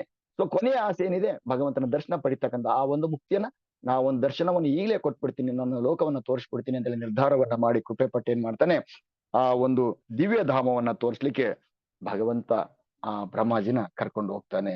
ಸೊ ಹೀಗೆ ಯಾರು ಕೊನೆಯಲ್ಲಿ ಭಗವಂತನ ಧಾಮವನ್ನ ಸೇರ್ತಾರೆ ಅಂದ್ರೆ, ಆತ್ಮ ಸಾಕ್ಷಾತ್ಕಾರದ ಜ್ಞಾನವನ್ನ ಪಡೆದು ಭಕ್ತಿ ಸೇವೆಯಿಂದ ಯಾರು ಇರ್ತಾರೋ ಅಂತವರು ಮಾತ್ರ ಭಗವಂತನ ಧಾಮವನ್ನ ಸೇರ್ಲಿಕ್ಕೆ ಸಾಧ್ಯತೆ ಆಗ್ತದ. ಅಲ್ಲಿ ನಮ್ಮ ಎಲ್ಲ ಕಷ್ಟಗಳು ಮಾಯ ಆಗಿ ಹೋಗ್ಬಿಡ್ತವೆ ಅನ್ನುವಂಥ ವಿಚಾರವನ್ನ ನಮಗಿಲ್ಲಿ ತಿಳಿಸ್ತಾ ಇದ್ದಾರೆ. ಸೊ ಹೀಗೆ ಬ್ರಹ್ಮಾಜಿ ಹೋಗ್ತಾ ಇದ್ದಾರೆ. ಎಲ್ಲಿಗೆ ಹೋದ್ರು, ಭಗವಂತನ ಒಂದು ಲೋಕಕ್ಕೆ ಹೋದ್ರು. ಆ ಭಗವಂತನ ಲೋಕ ಯಾವ ರೀತಿಯಲ್ಲಿ ಇತ್ತು ಅಂದ್ರೆ, ಅದ್ಭುತವಾಗಿರ್ತಕ್ಕಂಥ ಒಂದು ಲೋಕ ಆಗಿತ್ತು. ಅಲ್ಲಿ ಯಾವುದೇ ರೀತಿ ಯಾವ ಗುಣದ ಪ್ರಭಾವ ಇಲ್ಲ, ಯಾವ ಮಾಯಾಶಕ್ತಿಯ ಪ್ರಭಾವ ಇಲ್ಲ, ತಮೋ ಗುಣ ಇಲ್ಲ, ರಜೋಗುಣ ಇಲ್ಲ, ಸತ್ವಗುಣ ಇಲ್ಲ, ಯಾವ ಪ್ರಭಾವವೂ ಇಲ್ಲ. ಅಲ್ಲಿ ಸತ್ವಗುಣದ ಪ್ರಭಾವವೂ ಇಲ್ಲ, ಮಾಯೆ ಗುಣದ ಒಂದು ರಜೋಗುಣದ ಪ್ರಭಾವ ಇಲ್ಲ, ತಮೋ ಗುಣದ ಪ್ರಭಾವ ಇಲ್ಲ, ಯಾವ ಗುಣದ ಪ್ರಭಾವ ಇಲ್ಲ. ಅಲ್ಲಿ ಯಾವ ಕಾಲದ ಪ್ರಭಾವವೂ ಇಲ್ಲ, ಕಾಲದ ಪ್ರಭಾವವೂ ಸಹ ಅಲ್ಲಿಲ್ಲ. ಇನ್ನು ಇವ್ಯಾವ್ದು ಇಲ್ಲ ಅಂದ್ರೆ, ಇನ್ನು ಬಹಿರಂಗ ಶಕ್ತಿ ಆಗಿರ್ತಕ್ಕಂಥ ಮಾಯೆ ಮಾತೆಲ್ಲಿ ಬಂತು ಅಂತ ಹೇಳಿ ಕೇಳ್ತಾ ಇದ್ದಾರೆ. ಅಂದ್ರೆ ಇವೇನು ಇಲ್ಲ ಅಂದ್ರೆ ಇನ್ನು ಮಾಯಾ ಶಕ್ತಿ ಅಲ್ಲಿಂದ ಬರ್ತಾಳೆ, ಯಾವುದಿಲ್ಲ. ಭಗವಂತನ ಲೋಕ ಅಂದ್ರೆ ಏನು, ಕೇವಲ ಆನಂದ ಭರಿತವಾಗಿರ್ತಕ್ಕಂಥ ಲೋಕ, ಸಂತೋಷದ ಲೋಕ. ಆ ಲೋಕಕ್ಕೆ ಹೋದ್ರೆ ಸಾಕು, ನಮ್ಗೆಲ್ಲವೂ ಸಂತೋಷನೇ ಅನ್ನುವಂಥ ವಿಚಾರವನ್ನ ಇಲ್ಲಿ ತಿಳಿಸ್ತಾ ಇದ್ದಾರೆ. ಸೊ ಅಲ್ಲಿ ಬ್ರಹ್ಮಾಜಿ ಹೋಗ್ತಾ ಇದ್ದಾರೆ. ಸೊ ಅಲ್ಲೆಲ್ಲ ಪ್ರವೇಶ ಮಾಡ್ತಾರೆ. ಇಲ್ಲಿ ಯಾವುದೇ ತಾರತಮ್ಯ ಇಲ್ಲದೆ ದೇವತೆಗಳು ಮತ್ತು ದಾನವರಿಬ್ಬರು ಭಕ್ತರಾಗಿ ಭಗವಂತನ ಆರಾಧನೆ ಮಾಡ್ತಾ ಇರ್ತಾರೆ. ಹೇಳ್ತಾ ಇದ್ದಾರೆ, ಬ್ರಹ್ಮಾಜಿ ನೋಡ್ತಾ ಇದ್ದಾರೆ, ಅಲ್ಲಿ ದಾನವರು ಮತ್ತು ಮಾನವರು, ಈ ಒಂದು ದೇವತೆಗಳು ಇಬ್ಬರು ಅಪೋಸಿಟ್ ಇರ್ತಕ್ಕಂಥವ್ರು, ಆದ್ರೂ ಸಹ ಅಲ್ಲಿ ಯಾವುದೇ ರೀತಿ ಭೇದ ಭಾವ ಇಲ್ಲದೆ ಭಗವಂತನ ಸೇವೆಯನ್ನ ಮಾಡ್ತಾ ಇದ್ದಾರೆ. ಯಾಕೆಂದ್ರೆ ಕೆಟ್ಟವರು ಸಹ, ದಾನವರು ಸಹ ಬರ್ತಾರೆ ಅಲ್ಲಿಗೆ, ಭಗವಂತನ ಸೇವೆಯನ್ನ ಮಾಡಿ ಅವರು ಬದಲಾವಣೆಯಾಗಿ ಅಲ್ಲಿಗೆ ಬರ್ತಾರೆ. ಸೊ ಅಂತವರು ಸಹ ಅಲ್ಲಿ ಇಬ್ರು ಸಹ ಭಗವಂತನ ಸೇವೆಯಲ್ಲಿ ನಿರತರಾಗಿದ್ರು ಅನ್ನುವಂಥ ವಿಚಾರವನ್ನ ಇಲ್ಲಿ ಬ್ರಹ್ಮಾಜಿ ನೋಡ್ತಾ ಇದ್ದಾರೆ. ಸೊ ಮುಂದೆ ಹೇಳ್ತಾ ಇದ್ದಾರೆ, ಆ ವೈಕುಂಠ ಲೋಕದಲ್ಲಿ ಎಲ್ಲಾ ನಿವಾಸಿಗಳು ಯಾವ ರೀತಿಯಲ್ಲಿ ಇದ್ರು ಅಂದ್ರೆ, ಆಕಾಶ ನೀಲದಂತೆ ಹೊಳೆಯುವ ಬಣ್ಣವರಾಗಿದ್ದರು. ಎಲ್ಲರೂ ನೀಲಿ ಬಣ್ಣದ ಒಂದು ಆಕಾರವನ್ನ ಪಡೆದಿದ್ದರು ಅಂತ ಇಲ್ಲಿ ನಮ್ಗೆ ತಿಳಿಸ್ತಾ ಇದ್ದಾರೆ. ಸೊ ಅವರ ಕಣ್ಣುಗಳು ಕಮಲ ಪುಷ್ಪವನ್ನ ಹೋಲ್ತಾ ಇದ್ವು. ಎಲ್ಲರ ಕಣ್ಣುಗಳು ಭಗವಂತನ ಸೇವೆಯಲ್ಲಿ ನಿರತರಾಗಿ ಅವರ ಕಣ್ಣುಗಳು ಯಾವ ರೀತಿ ಇದ್ವು, ಕಮಲದ ಪುಷ್ಪದಂತೆ ಇದ್ವು ಅಂತೇಳಿ ಇಲ್ಲಿ ಹೇಳ್ತಾ ಇದ್ದಾರೆ. ಅವರ ಉಡುಪುಗಳು ಪೀತಾಂಬರವನ್ನ ತೊಟ್ಟಿದ್ರು. ಅಲ್ಲಿರ್ತಕ್ಕಂಥ ಪ್ರತಿಯೊಬ್ಬರು ಸಹ ಯಾವ ರೀತಿಯಲ್ಲಿ ಇದ್ರು, ಪೀತಾಂಬರವನ್ನ ತೊಟ್ಟಿದ್ರು. ಸೊ ಅವರ ಶರೀರಗಳು ತುಂಬಾ ಲಕ್ಷಣ ಆಕರ್ಷಕವಾಗಿದ್ದವು. ಅಂದ್ರೆ ಅಲ್ಲಿ ಇರ್ತಕ್ಕಂಥ ಎಲ್ಲರೂ ಯಾವ ರೀತಿಯಲ್ಲಿ ಇರ್ತಾರೆ, ಅವ್ರೇನು ಏಜ್ ಆಗಿರೋರು ಯಾರು ಇರೋದಿಲ್ಲ. ಅಲ್ಲಿ ಇರ್ತಕ್ಕಂಥವ್ರೆಲ್ಲರೂ ವಯಸ್ಕರಾಗಿರ್ತಾರೆ. ಎಲ್ಲರೂ ವಯಸ್ಕರ, ಅಲ್ಲಿ ವಯಸ್ಸು ಅಂತಕ್ಕಂಥದ್ದು ಹೋಗೋದೇ ಇಲ್ಲ. ಎಲ್ಲ ಆಕರ್ಷಿತರಾಗಿರ್ತಾರೆ, ಅಷ್ಟು ಸುಂದರವಾಗಿರ್ತಾರೆ. ಅಲ್ಲಿ ಇರ್ತಕ್ಕಂಥ ಎಲ್ಲರನ್ನು ನೋಡಿದ್ರು ಸಹ, ಹೆಣ್ಣಿರಲಿ ಗಂಡಿರಲಿ ಅಥವಾ ಇನ್ನೊಬ್ರು ಇರಲಿ, ಯಾರೇ ಇದ್ರು ಸಹ ಅಷ್ಟು ಸುಂದರವಾಗಿ ಕಾಣಿಸ್ತಾ ಇರ್ತಾರೆ. ಆ ರೀತಿ ಬ್ರಹ್ಮಾಜಿಗೆ ಇಲ್ಲಿ ಒಂದು ಸುಂದರ ಲೋಕದ ದರ್ಶನ ಆಗ್ತಾ ಇದೆ ಅನ್ನುವಂಥ ವಿಚಾರವನ್ನ ಇಲ್ಲಿ ತಿಳಿಸ್ತಾ ಇದ್ದಾರೆ. ಸೊ ಅವರೆಲ್ಲರೂ ಬೆಳೆಯುವ ಯುವಕರ ವಯೋಮಾನದವರು ಎಲ್ಲರೂ ಸಹ ಯುವಕರಾಗಿದ್ರು ಅಂತೇಳಿ ಇಲ್ಲಿ ಹೇಳ್ತಾ ಇದ್ದಾರೆ. ಪ್ರತಿಯೊಬ್ರು ಸಹ ಚತುರ್ಭುಜರು, ಎಲ್ಲರೂ 4 ಭುಜಗಳನ್ನ ತೊಟ್ಟಿದ್ದರು ಅಂತ ಹೇಳಿ ಹೇಳ್ತಾ ಇದ್ದಾರೆ. ಅವರೆಲ್ಲರೂ ಮುತ್ತಿನ ಹಾರಗಳಿಂದ ಅಲಂಕೃತರಾಗಿದ್ದರು. ಭಗವಂತ ಯಾವ ರೀತಿಯಲ್ಲಿದ್ದ, ಯಾಸ್ ಇಟ್ ಈಸ್ ಅಲ್ಲಿರ್ತಕ್ಕಂಥವ್ರೆಲ್ಲರೂ ಭಗವಂತನ ಒಂದು ಅಂಶಗಳಾಗಿರ್ತಾರೆ. ಹಾಗಾಗಿ ಭಗವಂತನ ಒಂದು ರೂಪವನ್ನೇ ಅವರು ಸಹ ಅಲ್ಲಿ ತಾಳಿದ್ರು ಅಂತೇಳಿ ಇಲ್ಲಿ ಹೇಳ್ತಾ ಇದ್ದಾರೆ. ಸೊ ಮುಂದೆ ಅದರಲ್ಲಿ ಕೆಲವೊಬ್ಬರಲ್ಲಿ ಮೈಬಣ್ಣ ಹವಳ ವಜ್ರಗಳ ಪ್ರಕಾಶದಂತಿತ್ತು ಅಂತ ಹೇಳ್ತಾ ಇದ್ದಾರೆ. ಇಲ್ಲಿ ಅವರ ಮೈಬಣ್ಣ ಯಾವ ರೀತಿ ಇತ್ತು, ವಜ್ರಗಳ ಪ್ರಕಾಶದಂತೆ ಇತ್ತು. ಅವರ ಶಿರದಲ್ಲಿ ಕಮಲ ಪುಷ್ಪ ಲಾವಣ್ಯದಂತ ಹಾರಗಳನ್ನು ಮುಡಿದಿದ್ದರು. ಅವರು ತಮ್ಮ ಒಂದು ಇದರಲ್ಲಿ ಏನಾಗ್ತಾ ಇದ್ರು, ಒಂದು ದೇಹದಲ್ಲಿ ಕೊರಳಿನಲ್ಲೇ ಕಮಲ ಪುಷ್ಪದಂತ ಲಾವಣ್ಯಗಳನ್ನ ಧರಿಸಿದ್ರು. ಇದೆಲ್ಲ ಯಾರು ನೋಡ್ತಾ ಇದ್ದಾರೆ, ಬ್ರಹ್ಮಾಜಿ ನೋಡ್ತಾ ಇದ್ದಾರೆ. ಅಲ್ಲಿರ್ತಕ್ಕಂಥ ಒಂದು ಲೋಕದ ದರ್ಶನ ಆಗ್ತಾ ಇದೆ. ಅಲ್ಲಿರ್ತಕ್ಕಂಥ ಎಲ್ಲ ವರ್ಣನೆಯನ್ನ ಬ್ರಹ್ಮಾಜಿ ಮಾಡ್ತಾ ಇದ್ದಾರೆ. ಈ ರೀತಿ ಇತ್ತು, ಈ ರೀತಿ ಇತ್ತು, ಈ ರೀತಿ ಕಾಣ್ತಾ ಇದ್ರು. ಅದರಲ್ಲಿ ಕೆಲವೊಬ್ರು ಕರ್ಣ ಕುಂಡಲಗಳನ್ನ ಧರಿಸಿದ್ರು. ಇದನ್ನೆಲ್ಲ ಬ್ರಹ್ಮಾಜಿ ಕಾಣ್ತಾ ಇದ್ದಾರೆ, ಅಲ್ಲಿ ನೋಡ್ತಾ ಇದ್ದಾರೆ. ಯಾಕಂದ್ರೆ ಅವರ ಒಂದು ತಪಸ್ಸಿನ ಪ್ರತಿಫಲವಾಗಿ ಭಗವಂತ ಒಂದು ಕೃಪೆ ಮಾಡಿ ತೋರಿಸಿರ್ತಕ್ಕಂಥ ಒಂದು ಲೋಕದ ಒಂದು ಸೃಷ್ಟಿ ಇದು. ಆತನ ಒಂದು ಲೋಕ ಯಾವ ರೀತಿಯಲ್ಲಿ ಇತ್ತು ಅನ್ನೋದನ್ನ ಬ್ರಹ್ಮಾಜಿ ಬಾಯಿಂದ ನಾವಿಲ್ಲಿ ಕೇಳ್ತಾ ಇದ್ದೇವೆ. ಸೊ ಹೀಗೆ ವೈಕುಂಠ ಲೋಕಗಳು ಕೂಡ ನಾನಾ ರೀತಿಯ ಹೊಳೆಯುವ ಉಜ್ವಲ ವಿಮಾನಗಳಿಂದ ಸುತ್ತುವರಿಯಲ್ಪಟ್ಟಿದ್ದವು. ಅಲ್ಲೆಲ್ಲ ವಿಮಾನಗಳು ಸಹ ಸುತ್ತುವರಿತಾ ಇದ್ವು. ಅವೆಲ್ಲ ಯಾರ ವಿಮಾನಗಳಿದ್ವು? ಕೇವಲ ಮಹಾತ್ಮರಿಗೆ ಮತ್ತು ಭಗವಂತನ ಭಕ್ತರಿಗೆ ಮಾತ್ರ ಅಡ್ಡಾಡ್ಲಿಕ್ಕೆ ಇದ್ವು ಅಂತ ಹೇಳ್ತಾ ಇದ್ದಾರೆ. ಆ ಲೋಕದಲ್ಲಿಯೂ ಸಹ ಈ ಪುಷ್ಪಕ ವಿಮಾನಗಳಿದಾವೆ, ಎಲ್ಲಾ ಲೋಕಗಳಲ್ಲಿ ಸಹ ಇದಾವೆ. ಬಟ್ ಭಗವಂತನ ಲೋಕದಲ್ಲಿ ಇರ್ತಕ್ಕಂಥ ವಿಶೇಷವಾಗಿರ್ತಕ್ಕಂಥ ವಿಮಾನಗಳು. ಸೊ ಆ ವಿಮಾನಗಳು ಯಾರಿಗೆ ಸಂಬಂಧಪಟ್ಟವು? ಕೇವಲ ಭಗವಂತನ ಮಹಾತ್ಮರಿಗೆ ಮತ್ತು ಭಕ್ತರಿಗೆ ಸೇರಿರ್ತಕ್ಕಂಥವು ಅನ್ನುವಂಥ ವಿಚಾರವನ್ನ ಇಲ್ಲಿ ನಮಗೆ ತಿಳಿಸ್ತಾ ಇದ್ದಾರೆ. ಸೊ ಸ್ತ್ರೀಯರು ದಿವ್ಯ ಮೈಬಣ್ಣಗಳಿಂದ ಮುಂಚಿದ ಸುಂದರಿಯರು, ಅವರೆಲ್ಲರೂ ಸಹ ಅಷ್ಟು ಸುಂದರವಾಗಿದ್ರು ಅಂತೇಳಿ ಇಲ್ಲಿ ಹೇಳ್ತಾ ಇದ್ದಾರೆ. ಸೊ ಹೀಗೆ ಆ ರೀತಿ ನೋಡ್ತಾ ನೋಡ್ತಾ ನೋಡ್ತಾ ಬ್ರಹ್ಮಾಜಿ ಏನ್ ಮಾಡ್ತಾರೆ, ಕೊನೆಗೆ ಲಕ್ಷ್ಮೀ ದೇವಿಯು ತನ್ನ ದಿವ್ಯ ಸ್ವರೂಪದಲ್ಲಿ ಭಗವಂತನ ಪಾದ ಕಮಲಗಳ ಪ್ರೇಮ ಸೇವೆಯಲ್ಲಿ ನಿರತರಾಗಿದ್ದಳು. ಕೊನೆಯಲ್ಲಿ ಎಲ್ಲಿಗೆ ಹೋಗ್ತಾನೆ? ನೋಡ್ತಾ ನೋಡ್ತಾ ನೋಡ್ತಾ ಲಕ್ಷ್ಮೀ ದೇವಿ ಸೇವೆಯನ್ನ ಮಾಡ್ತಾ ಇದ್ಲು, ಭಗವಂತನ ಒಂದು ಸೇವೆಯನ್ನ ಮಾಡ್ತಾ ಇದ್ಲು. ಎಲ್ಲಿ? ಭಗವಂತನ ಪಾದ ಕಮಲಗಳಲ್ಲಿ ಸೇವೆಯನ್ನ ಮಾಡ್ತಾ ಇದ್ಲು. ಸೊ ಅದು ತನ್ನ ಒಂದು ಸಹಚರರೊಡನೆ ಸೇರ್ಕೊಂಡು, ತನ್ನ ಒಂದು ಗೆಳೆಯರ ಜೊತೆ ಸೇರ್ಕೊಂಡು ಭಗವಂತನ ಸೇವೆಯನ್ನ ಮಾಡ್ತಾ ಇದ್ಲು. ಅಲ್ಲಿಗೆ ಹೋಗಿ ಆ ಬ್ರಹ್ಮಾಜಿ ಮುಟ್ತಾನೆ, ಅಲ್ಲಿ ನೋಡ್ತಾನೆ, ಭಗವಂತನ ದರ್ಶನ ಆಗತ್ತೆ. ಬ್ರಹ್ಮ ಲೋಕಗಳಲ್ಲಿ, ವೈಕುಂಠ ಲೋಕಗಳಲ್ಲಿ ಸಕಲ ಭಕ್ತ ಸಮುದಾಯದ ಒಡೆಯನಾದ ಲಕ್ಷ್ಮೀಪತಿಯಾದ, ಸಕಲ ಯಜ್ಞಗಳ ಪತಿಯಾದ, ಜಗತ್ಪತಿಯಾದ ನಂದ ಸುನಂದ ಪ್ರಬಲ ಹರಣಗಳಂತ ಅಗ್ರ ಸೇವಕರಿಂದ ಸೇವಿತನಾದ ತನ್ನ ಸಮಕ್ಷ ಸಹಚರದಿಂದ ಒಡಗೂಡಿದ ದೇವೋತ್ತಮ ಪರಮ ಪುರುಷನನ್ನು ಕಂಡನು. ಇಲ್ಲೆಲ್ಲ ನೋಡ್ಕೋತಾ ಬಂದು ಕೊನೆಗೆ ಭಗವಂತನ ಒಂದು ದರ್ಶನವನ್ನ ಮಾಡ್ತಾನೆ. ಬ್ರಹ್ಮಾಜಿ ಎಂತ ಅದೃಷ್ಟವಂತ ಅಲ್ವಾ? ಹೋಗಿ ಅಲ್ಲಿ ತನ್ನ ಒಂದು ತಪಸ್ಸಿನ ಫಲವಾಗಿ ಎಲ್ಲ ಲೋಕದ ದರ್ಶನ ಆಯ್ತು, ಎಲ್ಲ ಆಯ್ತು. ಕೊನೆಗೆ ಭಗವಂತನ ದರ್ಶನವೂ ಸಹ ಇಲ್ಲಿ ಆ ಬ್ರಹ್ಮಾಜಿಗೆ ಆಯ್ತು. ಸೊ ದೇವೋತ್ತಮ ಪರಮ ಪುರುಷನ ತನ್ನ ಪ್ರಿಯ ಸೇವಕರತ್ತ ವಾತ್ಸಲ್ಯಮಯವಾಗಿರುತ್ತದೆ. ಅಂದ್ರೆ ಇಲ್ಲಿ ಬ್ರಹ್ಮಾಜಿನ ನೋಡಿದ ತಕ್ಷಣನೇ ಭಗವಂತ ಏನ್ ಮಾಡ್ತಾನೆ, ಕರೆದು ಆತನ ಮಂದಹಾಸ ಮೀರಿ ಜೋರಾಗಿ ಅಪ್ಕೊಳ್ತಾನೆ, ಕೈ ಕುಲುಕಿ ಜೋರಾಗಿ ಇಲ್ಲಿ ಅಪ್ಕೊಳ್ತಾ ಇದ್ದಾನೆ ಅನ್ನುವಂಥ ವಿಚಾರವನ್ನ ಇಲ್ಲಿ ಹೇಳ್ತಾ ಇದ್ದಾರೆ. ಅಂದ್ರೆ ಇಲ್ಲಿ ಹೇಳ್ತಾ ಇದ್ದಾರೆ ದೇವೋತ್ತಮ ಪರಮ ಪುರುಷನ್ ಯಾವ ರೀತಿಯಲ್ಲಿ ಇನ್ನು ಬ್ರಹ್ಮಾಜಿಗೆ ಕಂಡ ಅಂದ್ರೆ ಇಲ್ಲಿ ಸೇವಕರತ್ತ ಅವನು ಸಂತುಷ್ಟನಾಗಿ ತೋರಿದ ಮುಗುಳು ಕೆಂಪವುಳ್ಳ ಅಂದ್ರೆ ಮಂದಹಾಸವುಳ್ಳ ಪೀತಾಂಬರಯುಕ್ತ ವರ್ಣ ಕರ್ಮದಾರ ಅಂದ್ರೆ ಭಗವಂತನ ಒಂದು ದಿವ್ಯ ರೂಪ ಯಾವ ರೀತಿಯಲ್ಲಿ ಇದೆ, ಆ ಎಲ್ಲಾ ದಿವ್ಯ ರೂಪದ ದರ್ಶನ, ಭಗವಂತನ ಒಂದು ದಿವ್ಯ ರೂಪವಾಗಿರ್ತಕ್ಕಂಥ ದರ್ಶನ ಬ್ರಹ್ಮಾಜಿಗೆ ಇಲ್ಲಿ ಸಿಕ್ತು ಅಂತ ಹೇಳ್ತಾ ಇದ್ದಾರೆ. ಭಗವಂತ ಸಿಂಹಾರೂಢನಾಗಿ 16 5 ಮೊದಲಾದ ವಿವಿಧ ಶಕ್ತಿಗಳು ಅಂದ್ರೆ ಭಗವಂತನ ಶಕ್ತಿಗಳು ಯಾವ್ಯಾವು? ಎಲ್ಲಾ ಶಕ್ತಿಗಳು 21 ಗುಣಗಳೇನಿದಾವೆ ಎಲ್ಲವೂ ಭಗವಂತನ ಒಂದು ಕಂಟ್ರೋಲ್ ಅಲ್ಲಿ ಇರ್ತಾವಲ್ಲ, ಆ ಎಲ್ಲ ಶಕ್ತಿಗಳು ಆತನೊಂದು ಸೇವೆಯನ್ನ ಮಾಡ್ತಾ ಇದ್ವು ಅಂತ ಇಲ್ಲಿ ಹೇಳ್ತಾ ಇದ್ದಾರೆ. ಅಂದ್ರೆ ನಾವು ನೋಡ್ಬೋದು ಪಂಚ ಮಹಾಭೂತಗಳು, ಪಂಚ ಜ್ಞಾನೇಂದ್ರಿಯಗಳು. ಪಂಚ ಮಹಾಭೂತಗಳು ಯಾವ್ಯಾವು? ಪೃಥ್ವಿ, ಜಲ, ವಾಯು, ಅಗ್ನಿ ಮತ್ತು ಆಕಾಶ. ಎಸ್. ಪಂಚ ಜ್ಞಾನೇಂದ್ರಿಯಗಳು ಯಾವು? ಕಣ್ಣು, ಕಿವಿ, ಮೂಗು, ನಾಲಿಗೆ ಮತ್ತು ಚರ್ಮ. ಸೊ ಕರ್ಮೇಂದ್ರಿಯಗಳು ಯಾವು? ಕೈ, ಕಾಲು, ಮತ್ತೆ ಧ್ವನಿ, ಗುದ ಮತ್ತು ಜನನೇಂದ್ರಿಯಗಳು. ಇವೆಲ್ಲವೂ ಸಹ ಭಗವಂತನ ಒಂದು ಸೇವೆಯಲ್ಲಿ ನಿರತರಾಗಿದ್ವು. ಅದ್ರ ಜೊತೆಗೆ ಮನಸ್ಸು ಸಹ ಸೇರ್ಕೊಳ್ತದೆ. ಸೊ ಅದ್ರ ಜೊತೆಗೆ ಏನಾಗ್ತದ, ಮತ್ತೆ 5 ಇಂದ್ರಿಯಗಳು ವಿಚಾರ ಅಂದ್ರೆ ಯಾವ್ಯಾವ ಅಂದ್ರೆ ಈ ರೂಪ, ರಸ, ಗಂಧ, ಶಬ್ದ ಮತ್ತು ಸ್ಪರ್ಶ. ಇವೆಲ್ಲವೂ ಸಹ ಭಗವಂತನ ಸೇವೆಯಲ್ಲಿ ನಿರತರಾಗಿದ್ವು. ಇವೆಲ್ಲವನ್ನು ಇಲ್ಲಿ ಬ್ರಹ್ಮಾಜಿ ನೋಡ್ತಾ ಇದ್ದಾರೆ. ಸೊ ಹೀಗೆ ಬ್ರಹ್ಮಾಜಿ ನೋಡಿದ ತಕ್ಷಣ ಏನಾಗುತ್ತೆ, ಆ ಒಂದು ಆನಂದ ಭರಿತನಾಗ್ತಾನೆ. ಬ್ರಹ್ಮಾಜಿ ಏನ್ ಮಾಡ್ತಾನೆ, ಸಂತೋಷದಿಂದ ಆನಂದ ಭರಿತವಾಗಿ ದಿವ್ಯ ಪ್ರೇಮ ಆನಂದ ಪರವಶನಾಗಿ ಕಣ್ಣುಗಳಲ್ಲಿ ನೀರು. ಭಗವಂತನ ಒಂದು ಸೇವೆಯನ್ನ ಮಾಡ್ಬೇಕಂದ್ರೆ ಸುಮ್ಮನೆ ದರ್ಶನ ಸುಮ್ಮನೆನ ಅಂತ ಭಗವಂತನ ದರ್ಶನ ಬ್ರಹ್ಮಾಜಿಗೆ ಆದ ತಕ್ಷಣ ಯಾವ ರೀತಿಯಲ್ಲಿ ಇದೆ, ಸಂತೋಷಗೊಂಡು ಕಣ್ಣಲ್ಲಿ ಆನಂದ ಬಾಷ್ಪವನ್ನು ಸುರಿತಾ ಇದ್ದಾನೆ. ಆನಂದ ಬಾಷ್ಪವನ್ನು ಸುರಿದು ಭಗವಂತನ ಮುಂದೆ ತಲೆಬಾಗ್ತಾ ಇದ್ದಾನೆ. ತಲೆಬಾಗಿ ಹೇಳ್ತಾ ಇದ್ದಾನೆ, ಇಲ್ಲಿ ಹಂಸದಂತೆ ಅಂತ ಹೇಳಿದ್ರೆ ಶ್ಯಾಮ ಸುಂದರ ರೂಪವನ್ನ ನೋಡಿ ದಿಗ್ಭ್ರಾಂತನಾಗಿ ನಿಂತ್ಕೊಂಡ್ಬಿಡ್ತಾನೆ ಬ್ರಹ್ಮಾಜಿ. ದಿಗ್ಭ್ರಾಂತನಾಗಿ ಅಂದ್ರೆ ಆತನ ಮೂಲ ರೂಪ ಗೊತ್ತಾಯ್ತು, ನನ್ನನ್ನು ಯಾರು ಇಲ್ಲಿ ಇದಕ್ಕೆ ಕಾರಣ ಏನು?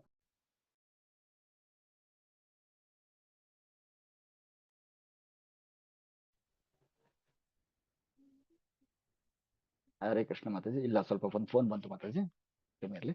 ಈಗ ಏನಾಗ್ತದ, ಆ ಬ್ರಹ್ಮಾಜಿ ಭಗವಂತನ ನೋಡಿದ ತಕ್ಷಣ ಕಣ್ಣುಗಳಲ್ಲಿ ನೀರು ತುಂಬುತ್ತಾ ಇದೆ, ಆನಂದ ಬಾಷ್ಪ ಬರ್ತಾ ಇದೆ. ತಾನು ಯಾಕೆಂದ್ರೆ ಆತನಿಗೆ ಏನು ಅಂತಾನೆ ಗೊತ್ತಿಲ್ಲ.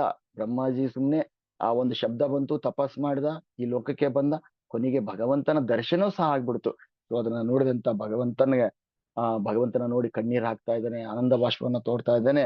ಇದನ್ನ ಕಂಡಂತ ಭಗವಂತ ಏನ್ ಮಾಡ್ತಾನೆ, ಆ ಒಂದು ಬ್ರಹ್ಮಾಜಿನ ಕರೆದು ಆತನಿಗೆ ಹಸ್ತಲಾಘವ ಮಾಡಿ ಜೋರಾಗಿ ಅಪ್ಕೊಳ್ತಾನೆ. ಭಗವಂತ ಭಕ್ತರನ್ನ ಕಾಯ್ತಾ ಇರ್ತಾನೆ. ಆಗಲೇ ನಾನು ಹೇಳಿದಲ್ಲ, ಭಕ್ತ ಬರ್ಲಿ ಬರ್ಲಿ ಬರ್ಲಿ ಬರ್ಲಿ ಅಂತ ಭಗವಂತ ಕಾಯ್ತಾ ಇರ್ತಾನೆ. ಯಾವಾಗ ಬರ್ತಾನೆ ನನ್ನ ಭಕ್ತ, ಯಾವಾಗ ಬರ್ತಾನೆ ನನ್ನ ಭಕ್ತ. ನಮ್ಗಿಂತನೂ ಜಾಸ್ತಿ ಪ್ರಮಾಣದಲ್ಲಿ ಭಗವಂತನಿಗೆ ಜಾಸ್ತಿ ಇಚ್ಛೆ ಅಂತೆ. ಭಕ್ತರು ಬರ್ಬೇಕು, ಭಕ್ತರು ಬರ್ಬೇಕು, ತನ್ನ ಒಂದು ದೇಹವನ್ನ ಸೇರ್ಬೇಕು, ತನ್ನ ಹತ್ರಕ್ಕೆ ಬರ್ಬೇಕು, ತನ್ನ ಲೋಕಕ್ಕೆ ಬರ್ಬೇಕು. ಈ ರೀತಿ ಭಗವಂತ ಪ್ರತಿ ಕ್ಷಣನೂ ಆಲೋಚನೆ ಮಾಡ್ತಾ ಇರ್ತಾನಂತೆ. ಅದಕ್ಕೆ ಏನ್ ಬೇಕು, ಎಲ್ಲ ಸಹಾಯವನ್ನು ಸಹ ಭಗವಂತ ಮಾಡ್ತಾ ಇರ್ತಾನೆ. ಎಷ್ಟು ಕರುಣಾಮಯಿ ಭಗವಂತ ಅಂದ್ರೆ, ಭಗವಂತನ ಪ್ರತಿಯೊಬ್ಬರ ಹೃದಯದಲ್ಲಿಯೂ ಸಹ ಇರ್ತಾನೆ. ನೋಡ್ತಾ ಇರ್ತಾನೆ, ಬೇಡ ಭಗವಂತ ನನಗೆ ಆಸ್ತಿ ಬೇಕಾ, ತಗೋ. ನಿನಗೆ ಐಶ್ವರ್ಯ ಬೇಕಾ, ತಗೋ. ನಿನ್ಗೆ ಇನ್ನೊಂದು ಜನ್ಮ ಬರೀತೀಯ, ತಗೋ. ಇನ್ನೊಂದು ಜನ್ಮದಲ್ಲಾದ್ರೂ ಬರ್ತಾನ, ಇನ್ನೊಂದು ಜನ್ಮದಲ್ಲಾದ್ರೂ ಬರ್ತಾನ, ಇನ್ನೊಂದು ಜನ್ಮದಲ್ಲಾದ್ರೂ ಬರ್ತಾನ. ಎಷ್ಟು ಜನ್ಮಗಳಾದ್ರೂ ಸಹ ಭಗವಂತ ಏನ್ ಬೇಕು ಕೊಡ್ತಾ ಇರ್ತಾನೆ ನಮಗೆ. ಏನ್ ಬೇಕು ತಗೋ, ಏನ್ ಬೇಕು ತಗೋ, ಏನ್ ಬೇಕು ತಗೋ. ಕೊನೆಯಲ್ಲಿ ಎಲ್ಲವನ್ನ ಬಿಟ್ಟು ನನ್ನ ಹತ್ರಕ್ಕೆ ಬಾ, ನಾನ್ ನಿನಗೋಸ್ಕರ ಕಾಯ್ತಾ ಇದ್ದೀನಿ, ನಾನ್ ನಿನಗೋಸ್ಕರ ಕಾಯ್ತಾ ಇದ್ದೀನಿ. ಭಗವಂತ ಕಾಯ್ತಾ ಇರ್ತಾನೆ, ಕಾಯ್ತಾ ಇರ್ತಾನೆ. ಆದ್ರೆ ನಾವೇನ್ ಮಾಡ್ತಾ ಇದ್ವಿ, ಕೇವಲ ಭೌತಿಕದ ಆಸಕ್ತಿಯಲ್ಲಿ ಬಿದ್ದು ಅದು ಬೇಕು ಇದು ಬೇಕು, ಭಗವಂತನ ಹತ್ರ ಎಲ್ಲ ಕೇಳ್ತಾ ಇದ್ವಿ. ಆದ್ರೆ ಭಗವಂತ ಎಲ್ಲ ಕೊಟ್ಟರು ಸಹ ಭಗವಂತನ ಸೇವೆಯನ್ನ ಮಾತ್ರ ನಾವು ಮಾಡೋದಿಲ್ಲ, ಉಳಿದ ಎಲ್ಲವನ್ನೂ ಸಹ ನಾವು ಮಾಡ್ತಾ ಇರ್ತೀವಿ. ಸೊ ಈ ರೀತಿಯಲ್ಲಿ ಏನಾಗ್ತದ, ಬ್ರಹ್ಮದೇವ ಏನ್ ಮಾಡ್ತಾನೆ, ಸಂತೋಷ ಭರಿತನಾಗಿ ಭಗವಂತನ ಧಾಮಕ್ಕೆ ಹೋದ ತಕ್ಷಣ ಭಗವಂತ ಜೋರಾಗಿ ಬ್ರಹ್ಮಾಜಿನ ಇಲ್ಲಿ ಅಪ್ಕೊಳ್ತಾನೆ. ಮಂದಹಾಸವನ್ನು ಬೀರಿದಂತ ಭಗವಂತ ಅಪ್ಕೊಂಡು ಹೇಳ್ತಾನೆ, ಏ ಬ್ರಹ್ಮದೇವನೇ, ವೇದ ಗರ್ಭಿತನಾದ ಸೃಷ್ಟಿಯ ಇಚ್ಛೆಯಿಂದ ಕೂಡಿದ ನಿನ್ನ ಸಂಚಲಿತ ತಪಸ್ಸಿನಿಂದ ನಾನು ಸುಪ್ರೀತನಾಗಿದ್ದೇನೆ. ನೀನು ಮಾಡಿರ್ತಕ್ಕಂಥ ತಪಸ್ಸಿನಿಂದ ನಾನೇನಾಗಿದ್ದೀನಿ, ಸಂತೋಷಗೊಂಡಿದ್ದೀನಿ. ನಾನು ಯಾವುದೇ ಕಪಟ ಯೋಗಿಗಳಿಂದ ನಾನು ಯಾವತ್ತೂ ಸುಪ್ರೀತನಾಗುವುದಿಲ್ಲ. ಕಪಟ ಯೋಗಿಗಳು ಅಂದ್ರೆ ಕೇವಲ ಅವ್ರು ಯೋಗವನ್ನ ಮಾಡ್ತಾ ಇರ್ತಾರೆ, ಆದ್ರೆ ಅವ್ರಿಗೆ ಯಾವುದೇ ರೀತಿ ಪ್ರತಿಫಲ ಸಿಗೋದಿಲ್ಲ. ಸಾವಿರಾರು ವರ್ಷ ಅವ್ರು ತಪಸ್ ಮಾಡ್ಲಿ, ಭಕ್ತಿ ಮಾಡದೇ ಇದ್ರೆ ಅವ್ರಿಗೆ ಯಾವುದೇ ರೀತಿ ತಪಸ್, ಭಗವಂತನ ಒಂದು ದರ್ಶನ ಸಹ ಆಗೋದಿಲ್ಲ, ಯಾವುದೇ ರೀತಿ ಅವ್ರಿಗೆ ಸಿಗೋದಿಲ್ಲ. ಅಲ್ಲಿ ಹೇಳ್ತಾ ಇದಾರೆ, ಕಪಟ ಯೋಗಿಗಳಿಂದ ನಾನು ಯಾವತ್ತೂ ಅಂತವರಿಗೆ ಸಿಗೋದಿಲ್ಲ. ನಿನ್ನ ಒಂದು ತಪಸ್ಸಿಗೆ ನಾನು ಮೆಚ್ಚಿದ್ದೇನೆ, ಸಂತೃಪ್ತಿಯಾಗಿದ್ದೇನೆ. ಸೊ ಹಾಗಾಗಿ ನಾನ್ ನಿನಗೆ ಸಿಕ್ಕಿದ್ದೇನೆ ಅಂತೇಳಿ ಇಲ್ಲಿ ಭಗವಂತ ಏನ್ ಮಾಡ್ತಾ ಇದ್ದಾನೆ, ಆ ಒಂದು ಬ್ರಹ್ಮಾಜಿಗೆ ತನ್ನ ಒಂದು ವಾಕ್ಯಗಳನ್ನ ಇಲ್ಲಿ ತಿಳಿಸ್ತಾ ಇದ್ದಾನೆ. ಹೀಗೆ ಮುಂದೆ ಅವ್ರದ್ದು ಹೇಳ್ತಾನೆ, ನಿನಗೆ ಒಳಿತನ್ನು ಬಯಸುವವನು ಬ್ರಹ್ಮನೇ, ನೀನು ಬಯಸಬಹುದಾದ ಎಲ್ಲವನ್ನು ಸಕಲ ವರದಾತನಲ್ಲಿ ನನ್ನಲ್ಲಿ ಕೇಳಬಹುದು. ನೀನ್ ಹೇಳ್ತಾ ಇದ್ದೇನೆ, ನಿನಗೆ ಏನ್ ಬೇಕು ಕೇಳು, ನಾನೇ ವರದಾತ. ನಿನಗೆ ಏನ್ ಬೇಕು ಎಲ್ಲ ವರವನ್ನು ಸಹ ನಾನು ನಿನಗೆ ಕೊಡ್ತೀನಿ. ಸೊ ಹಾಗಾಗಿ ನನ್ನನ್ನು ಸಾಕ್ಷಾತ್ಕಾರದ ಮೂಲಕ ನನ್ನನ್ನು ಕಾಣುವುದೇ ಎಲ್ಲ ತಪಸ್ಸುಗಳ ಅಂತಿಮ ಫಲ. ಭಗವಂತ ತನ್ನ ಬಾಯಿಂದನೇ ಹೇಳ್ತಾ ಇದ್ದೇನೆ. ಏನಂತಂದ್ರೆ, ನನ್ಗೆ ಕಾಣತಕ್ಕಂಥದ್ದೇ, ನನ್ನ ಹತ್ರಕ್ಕೆ ಬರ್ತಕ್ಕಂಥದ್ದೇ ನಿಮ್ಮ ಅಂತಿಮ ಗುರಿ. ಆ ಗುರಿಯನ್ನು ತಪ್ಪಬೇಕು ನೀವು. ಆ ಗುರಿಯನ್ನು ತಲುಪಿರುವುದೇ ನಿಮ್ಮ ಪ್ರಮುಖವಾಗಿರ್ತಕ್ಕಂಥ ಗುರಿಯಾಗಿರ್ಬೇಕು. ಸೊ ಹಾಗಾಗಿ ಅದು ಆತ್ಮ ಸಾಕ್ಷಾತ್ಕಾರವನ್ನ ನೀವು ಪಡಿಬೇಕು ಅನ್ನುವಂಥ ವಿಚಾರವನ್ನ ಇಲ್ಲಿ ಪ್ರಭುಪಾದ ನಮಗೆ ತಿಳಿಸ್ತಾ ಇದ್ರೆ, ಭಗವಂತನು ಸಹ ಇಲ್ಲಿ ನಮಗೆ ತಿಳಿಸ್ತಾ ಇದ್ದಾರೆ. ಅದೇ ನಮ್ಮ ಅಂತಿಮ ಗುರಿಯಾಗಿರ್ಬೇಕು ಅನ್ನುವಂಥ ವಿಚಾರವನ್ನ ಇಲ್ಲಿ ನಮಗೆ ತಿಳಿಸ್ತಾ ಇದ್ದಾರೆ. ಸೊ ಹಾಗಾಗಿ ಇಲ್ಲಿ ಹೇಳ್ತಾ ಇದ್ರೆ, ಈ ಒಂದು ಅತ್ಯುನ್ನತ ನನ್ನ ಧಾಮದ ಸಾಕ್ಷಾತ್ ದರ್ಶನ ಪಡೆಯುವುದಕ್ಕೋಸ್ಕರ, ಈ ದರ್ಶನವನ್ನ ನಾನು ನಿಂಗೆ ತೋರಿಸೋದಕ್ಕೋಸ್ಕರ ನಾನೇನ್ ಮಾಡಿದೆ, ನೀನು ಕೈಗೊಂಡ ತಪಸ್ಸಿನ ವಿನೀತ ಭಾವದಿಂದ ಇದು ನನ್ನ ಸಾಧ್ಯ. ಈ ಒಂದು ಲೋಕ ನಿನಗೆ ಯಾಕೆ ದರ್ಶನ ಸಿಕ್ತು ಅಂತಂದ್ರೆ, ನೀನು ಮಾಡಿರ್ತಕ್ಕಂಥ ಕಠಿಣ ಪ್ರತಿಫಲ, ಕಠಿಣ ತಪಸ್ಸಿನ ಪ್ರತಿಫಲ ಅಂದ್ರೆ ಭಕ್ತಿ ಸೇವೆಯಿಂದ ನೀನೇನ್ ತಪಸ್ಸನ್ನ ಆಚರಣೆ ಮಾಡಿದಿ, ಅದಕ್ಕೋಸ್ಕರ ನನ್ನ ಧಾಮ ನಿನಗೆ ಸಿಕ್ಕಿದೆ ಅನ್ನುವಂಥ ವಿಚಾರವನ್ನ ಇಲ್ಲಿ ನಮಗೆ ತಿಳಿಸ್ತಾ ಇದ್ದಾರೆ. ಮುಂದುವರೆದು ಹೇಳ್ತಾರೆ, ಬ್ರಹ್ಮದೇವನಿಗೆ ತನ್ನ ಒಂದು ಜ್ಞಾನವನ್ನ ಕೊಡ್ತಾರೆ. ಏನಂತಂದ್ರೆ, ನೀನು ಯಾವಾಗ ದಿಗ್ಭ್ರಾಂತನಾಗಿದ್ದೆ, ಬ್ರಹ್ಮಾಜಿಗೆ ಹೇಳ್ತಾರೆ, ಬ್ರಹ್ಮಾಜಿ ಯಾವಾಗ ನೀರಿನಲ್ಲಿ ಹೋಗಿ ತನ್ನ ಮೂಲವನ್ನು ಹುಡುಕ್ತಾ ಇದ್ದ ತಾನೆ, ಎಲ್ಲಿದ್ದೀನಿ ನಾನು, ಏನಕ್ಕೋಸ್ಕರ ಬಂದಿದ್ದೀನಿ ಅಂತ ಹುಡುಕ್ತಾ ಹುಡುಕ್ತಾ ಹುಡುಕ್ತಾ ಇದ್ದಾಗ ಆ ಒಂದು ದಿಗ್ಭ್ರಾಂತನಾಗಿದ್ದ. ಆ ದಿಗ್ಭ್ರಾಂತನಾದಾಗ ನಿನಗೆ ತಪಸ್ಸನ್ನ ಆಚರಿಸುವಂತೆ ನಿನಗೆ ಮೊದಲು ಆದೇಶ ನೀಡಿದವನು ಸಹ ನಾನೇ ಅಂತೇಳಿ ಇಲ್ಲಿ ಹೇಳ್ತಾ ಇದ್ದಾನೆ. ಇಲ್ಲಿಗೆ ಬ್ರಹ್ಮಾಜಿಗೆ ಕ್ಲಾರಿಫೈ ಸಿಗುತ್ತೆ, ನನಗೆ ಯಾರ ಆದೇಶವನ್ನ ಕೊಟ್ರು. ಎಸ್, ಆತನಿಗೆ ಆದೇಶವನ್ನ ಕೊಟ್ಟಿದ್ರು, ಹುಡುಕ್ತಾ ಇದ್ದ, ಎಲ್ಲ ಹುಡುಕ್ತಾ ಇದ್ದ, ಎಲ್ಲಿದೆ ಎಲ್ಲಿದೆ, ಯಾವ ಶಬ್ದ ಎಲ್ಲಿಂದ ಬರ್ತಾ ಇದೆ, ಯಾರು ಕೊಡ್ತಾ ಇದೆ, ಎಲ್ಲವನ್ನು ಹುಡುಕ್ತಾ ಇದ್ದ. ಆದ್ರೆ ಕೊನೆಯಲ್ಲಿ ಭಗವಂತ ತನ್ನ ಬಾಯಿಂದ ಹೇಳ್ತಾ ಇದ್ದಾನೆ, ನಿನ್ನೆ ದಿಗ್ಭ್ರಾಂತನಾದಾಗ ನಿನಗೆ ತಪಸ್ಸನ್ನ ಆಚರಣೆ ಮಾಡುವಂತ ಒಂದು ಆದೇಶವನ್ನ ನೀಡಿದವನು ಸಹ ನಾನೇ. ಅಂತ ತಪಸ್ಸು ನನ್ನ ಹೃದಯ ಮತ್ತು ಆತ್ಮ, ನೀನು ತಪಸ್ಸೇನ ಆಚರಣೆ ಮಾಡ್ತಾ ಇದೆಯಲ್ಲ, ಅದು ನನ್ನ ಮತ್ತು ಹೃದಯದ ಆತ್ಮ ಎರಡೂ ನಂದೇ. ಅದು ತಪಸ್ಸು ಅಂದ್ರೇನೆ ನಾನು ಅನ್ನುವಂಥ ವಿಚಾರವನ್ನ ಇಲ್ಲಿ ನಮಗೆ ಭಗವಂತ ತಿಳಿಸ್ತಾ ಇದ್ದಾನೆ. ಇಲ್ಲಿ ಬ್ರಹ್ಮಾಜಿಗೆ ತಿಳಿಸ್ತಾ ಇದ್ದಾರೆ, ಅದ್ರ ಮುಖಾಂತರ ನಮಗೂ ಸಹ ಇಲ್ಲಿ ತಿಳಿಸ್ತಾ ಇದ್ದಾರೆ ಎನ್ನುವಂಥ ವಿಚಾರವನ್ನ ನಾವಿಲ್ಲಿ ಅರ್ಥ ಮಾಡ್ಕೊಳ್ಬಹುದು. ಮತ್ತೆ ಮುಂದುವರೆದು ಹೇಳ್ತಾರೆ, ಭಗವಂತ ಹೇಳ್ತಾ ಇದ್ದಾನೆ, ಅಂತಹ ತಪಸ್ಸಿನಿಂದ ಈ ವಿಶ್ವವನ್ನೇ ಸೃಷ್ಟಿಸುತ್ತೇನೆ. ಭಗವಂತನು ಹೇಳ್ತಾ ಇದ್ದಾನೆ, ನಾನು ತಪಸ್ಸನ್ನ ಆಚರಣೆ ಮಾಡ್ತೀನಿ, ಆ ತಪಸ್ಸಿನಿಂದನೇ ನಾನು ಈ ಲೋಕವನ್ನೆಲ್ಲ ಸೃಷ್ಟಿ ಮಾಡ್ತೀನಿ, ಪ್ರತಿಯೊಂದು ಲೋಕವನ್ನ ಸೃಷ್ಟಿ ಮಾಡ್ತೀನಿ ಅಂತ ಹೇಳ್ತಾ ಇದ್ದ. ಅದೇ ಶಕ್ತಿಯಿಂದ ನಾನು ಪಾಲಿಸುತ್ತೇನೆ, ಆ ತಪಸ್ಸಿನಿಂದನೇ ನಾನು ಪಾಲನೆ ಮಾಡ್ತೀನಿ ಅಂತೇಳಿ ಇಲ್ಲಿ ಹೇಳ್ತಾ ಇದ್ದೇನೆ. ಸೊ ಅದೇ ಶಕ್ತಿಯಿಂದ ನಾನು ಮತ್ತೆ ಹಿಂತಗೊಳ್ತೀನಿ, ಸೃಷ್ಟಿಯನ್ನು ಮಾಡ್ತೀನಿ, ಮತ್ತೆ ನಾನು ಹಿಂದೆನೂ ಸಹ ತಗೊಳ್ತೀನಿ. ಸೊ ಅದಕ್ಕೆ ಕೇವಲ ಶಕ್ತಿ ಯಾವುದು, ತಪಸ್ಸು ಅನ್ನೋ ವಿಚಾರವನ್ನ ಇಲ್ಲಿ ಭಗವಂತನಿಗೆ ಬ್ರಹ್ಮಾಜಿಗೆ ಭಗವಂತ ತಿಳಿಸ್ಕೊಡ್ತಾ ಇದ್ದಾನೆ. ಸೊ ಇದನ್ನೆಲ್ಲ ಕೇಳಿದ ನಂತರ ಬ್ರಹ್ಮಾಜಿಗೆ ಕೆಲವೊಂದು ಪ್ರಶ್ನೆಗಳು ಉದ್ಭವ ಆಗ್ತವೆ. ಅಂದ್ರೆ ಬ್ರಹ್ಮಾಜಿ ಸಂತುಷ್ಟನಾದ, ಭಗವಂತನ ನೋಡಿದ, ಭಗವಂತನ ಒಂದು ವಾಕ್ಯಗಳನ್ನ ಸಹ ಕೇಳಿದ, ತನಗೆ ಯಾರು ಬೋಧನೆಯನ್ನ ಮಾಡಿದ್ರು ಅನ್ನೋದನ್ನ ತಿಳ್ಕೊಂಡ, ಎಲ್ಲ ಆಯ್ತು. ಕೊನೆಗೆ ಬ್ರಹ್ಮಾಜಿಗೆ ಕೆಲವೊಂದು ಪ್ರಶ್ನೆಗಳು ಉದ್ಭವ ಆಗ್ತವೆ. ಆ ಪ್ರಶ್ನೆಗಳನ್ನ ಭಗವಂತನ ಹತ್ರ ಕೇಳ್ತಾ ಇದ್ದಾನೆ. ಏನಂತಂದ್ರೆ ಬ್ರಹ್ಮಾಜಿ ಹೇಳ್ತಾರೆ, ಅಂದ್ರೆ ಇಲ್ಲಿ ಏನ್ ಬೇಕು ಕೇಳು, ವರಗಳನ್ನ ಕೇಳು, ನಾನು ಕೊಡ್ತೀನಿ ಅಂತ ಹೇಳಿ ಭಗವಂತ ಹೇಳಿದ್ನಲ್ಲ. ಅದಕ್ಕೆ ಬ್ರಹ್ಮಾಜಿ ಕೇಳ್ತಾ ಇದಾರೆ. ಅವ್ರಿಗೇನು ಭೌತಿಕವಾಗಿರ್ತಕ್ಕಂಥ ಒಂದು ವರಗಳನ್ನ ಕೇಳಿಲ್ಲ, ಕೆಲವೊಂದು ಪ್ರಶ್ನೆಗಳನ್ನ ಕೇಳಿದ್ರು. ಯಾವಾಗ ಮನಸ್ಸಿನಲ್ಲಿ ಪ್ರಶ್ನೆಗಳು ಉದ್ಭವ ಆಗ್ತವೆ, ಆಗ ನಾವು ಅದರಲ್ಲಿ ಬೆಳವಣಿಗೆ ಆಗ್ತಾ ಇದೀವಿ ಅಂತೇಳಿ ನಾವು ತಿಳ್ಕೊಳ್ಬಹುದು. ಯಾರು ಪ್ರಶ್ನೆಗಳನ್ನ ಕೇಳ್ತಾ ಇಲ್ಲ ಅಂದ್ರೆ ಅವ್ರಿಗೆ ಎರಡು ವಿಚಾರಗಳು ಇರ್ಬೋದು, ಒಂದು ಅರ್ಥ ಆಗಿಲ್ಲ, ಇನ್ನೊಂದು ಎಲ್ಲ ಜ್ಞಾನವಂತರು ಇರ್ತಾರೆ. ಎರಡು ವಿಚಾರಗಳನ್ನ ನಾವಿಲ್ಲಿ ಅರ್ಥ ಮಾಡ್ಕೊಳ್ಬಹುದು. ಸೊ ಇಲ್ಲಿ ಬ್ರಹ್ಮದೇವ ಮೊದಲನೇ ಸೃಷ್ಟಿಕರ್ತನೆ ಭಗವಂತನಿಗೆ ಕೇಳ್ತಾ ಇದ್ದಾನೆ. ಏನಂತಂದ್ರೆ, ಎಲ್ಲ ಈ ದೇವೋತ್ತಮ ಪರಮ ಪುರುಷನೇ, ನೀನು ಪ್ರತಿಯೊಬ್ಬ ಜೀವಿ ಹೃದಯದಲ್ಲಿಯೂ ಪರಮ ನಿರ್ದೇಶಕನಾಗಿ ಉಪಸ್ಥಿತನಿದ್ದೀಯಾ. ನಿನ್ನ ಸರ್ವೋಚ್ಚ ಬುದ್ಧಿಮತಿಯಿಂದ ಯಾವುದೇ ಅಡಚಣೆ ಇಲ್ಲದೆ ಸಕಲ ಪ್ರಯತ್ನಗಳನ್ನು ಸಹ ನೀನ್ ಮಾಡ್ತಾ ಇದ್ದೀಯಾ, ತಿಳಿದಿದ್ದೀಯಾ ಅಂತ ಹೇಳ್ತಾ ಇದ್ದಾರೆ. ನೀನು ಪ್ರತಿಯೊಬ್ಬರ ಹೃದಯದಲ್ಲೂ ಸಹ ಭಗವಂತ ಇದ್ದಾನೆ. ಎಸ್, ಇಲ್ವಾ? ಎಲ್ಲರ ಹೃದಯದಲ್ಲೂ ಭಗವಂತ ಇದ್ದಾನೆ. ಆ ಭಗವಂತ ಹೃದಯದಲ್ಲಿ ಇದ್ದೇ ನಾಮ ನಿರ್ದೇಶನವನ್ನ ಮಾಡ್ತಾ ಇದ್ದಾನೆ, ನಮಗೆ ದಾರಿಯನ್ನ ತೋರಿಸ್ತಾ ಇದ್ದಾನೆ. ನಾವ್ ಎಲ್ಲಿಯಾದ್ರೂ ಕೆಡ್ತಾ ಇದೀವಿ ಅಂದ್ರೆ, ಭಕ್ತನಾಗಿ ಕರ್ಕೊಂಡ್ ಬರ್ಬೇಕು ಅಂದ್ರೆ ಭಗವಂತ ಏನ್ ಮಾಡ್ತಾನೆ, ಆ ದಾರಿಯನ್ನ ಕಟ್ ಮಾಡಿ ಭಕ್ತಿ ಸೇವೆಗೆ ಕರ್ಕೊಂಡ್ ಬರ್ತಾ ಇರ್ತಾನೆ. ನಾವೆಲ್ಲ ಎಲ್ಲೋ ಇದ್ವಿ, ಯಾವುದೇ ಒಂದು ಕೆಲಸವನ್ನ ಮಾಡ್ತಾ ಇದ್ವಿ, ಈ ಈ ಒಂದು ದಾರಿಗೆ ಎಲ್ಲಿಗೆ ಬಂದ್ವಿ ನಾವು, ಯಾವ ಕಾರಣದಿಂದ ಬಂದ್ವಿ?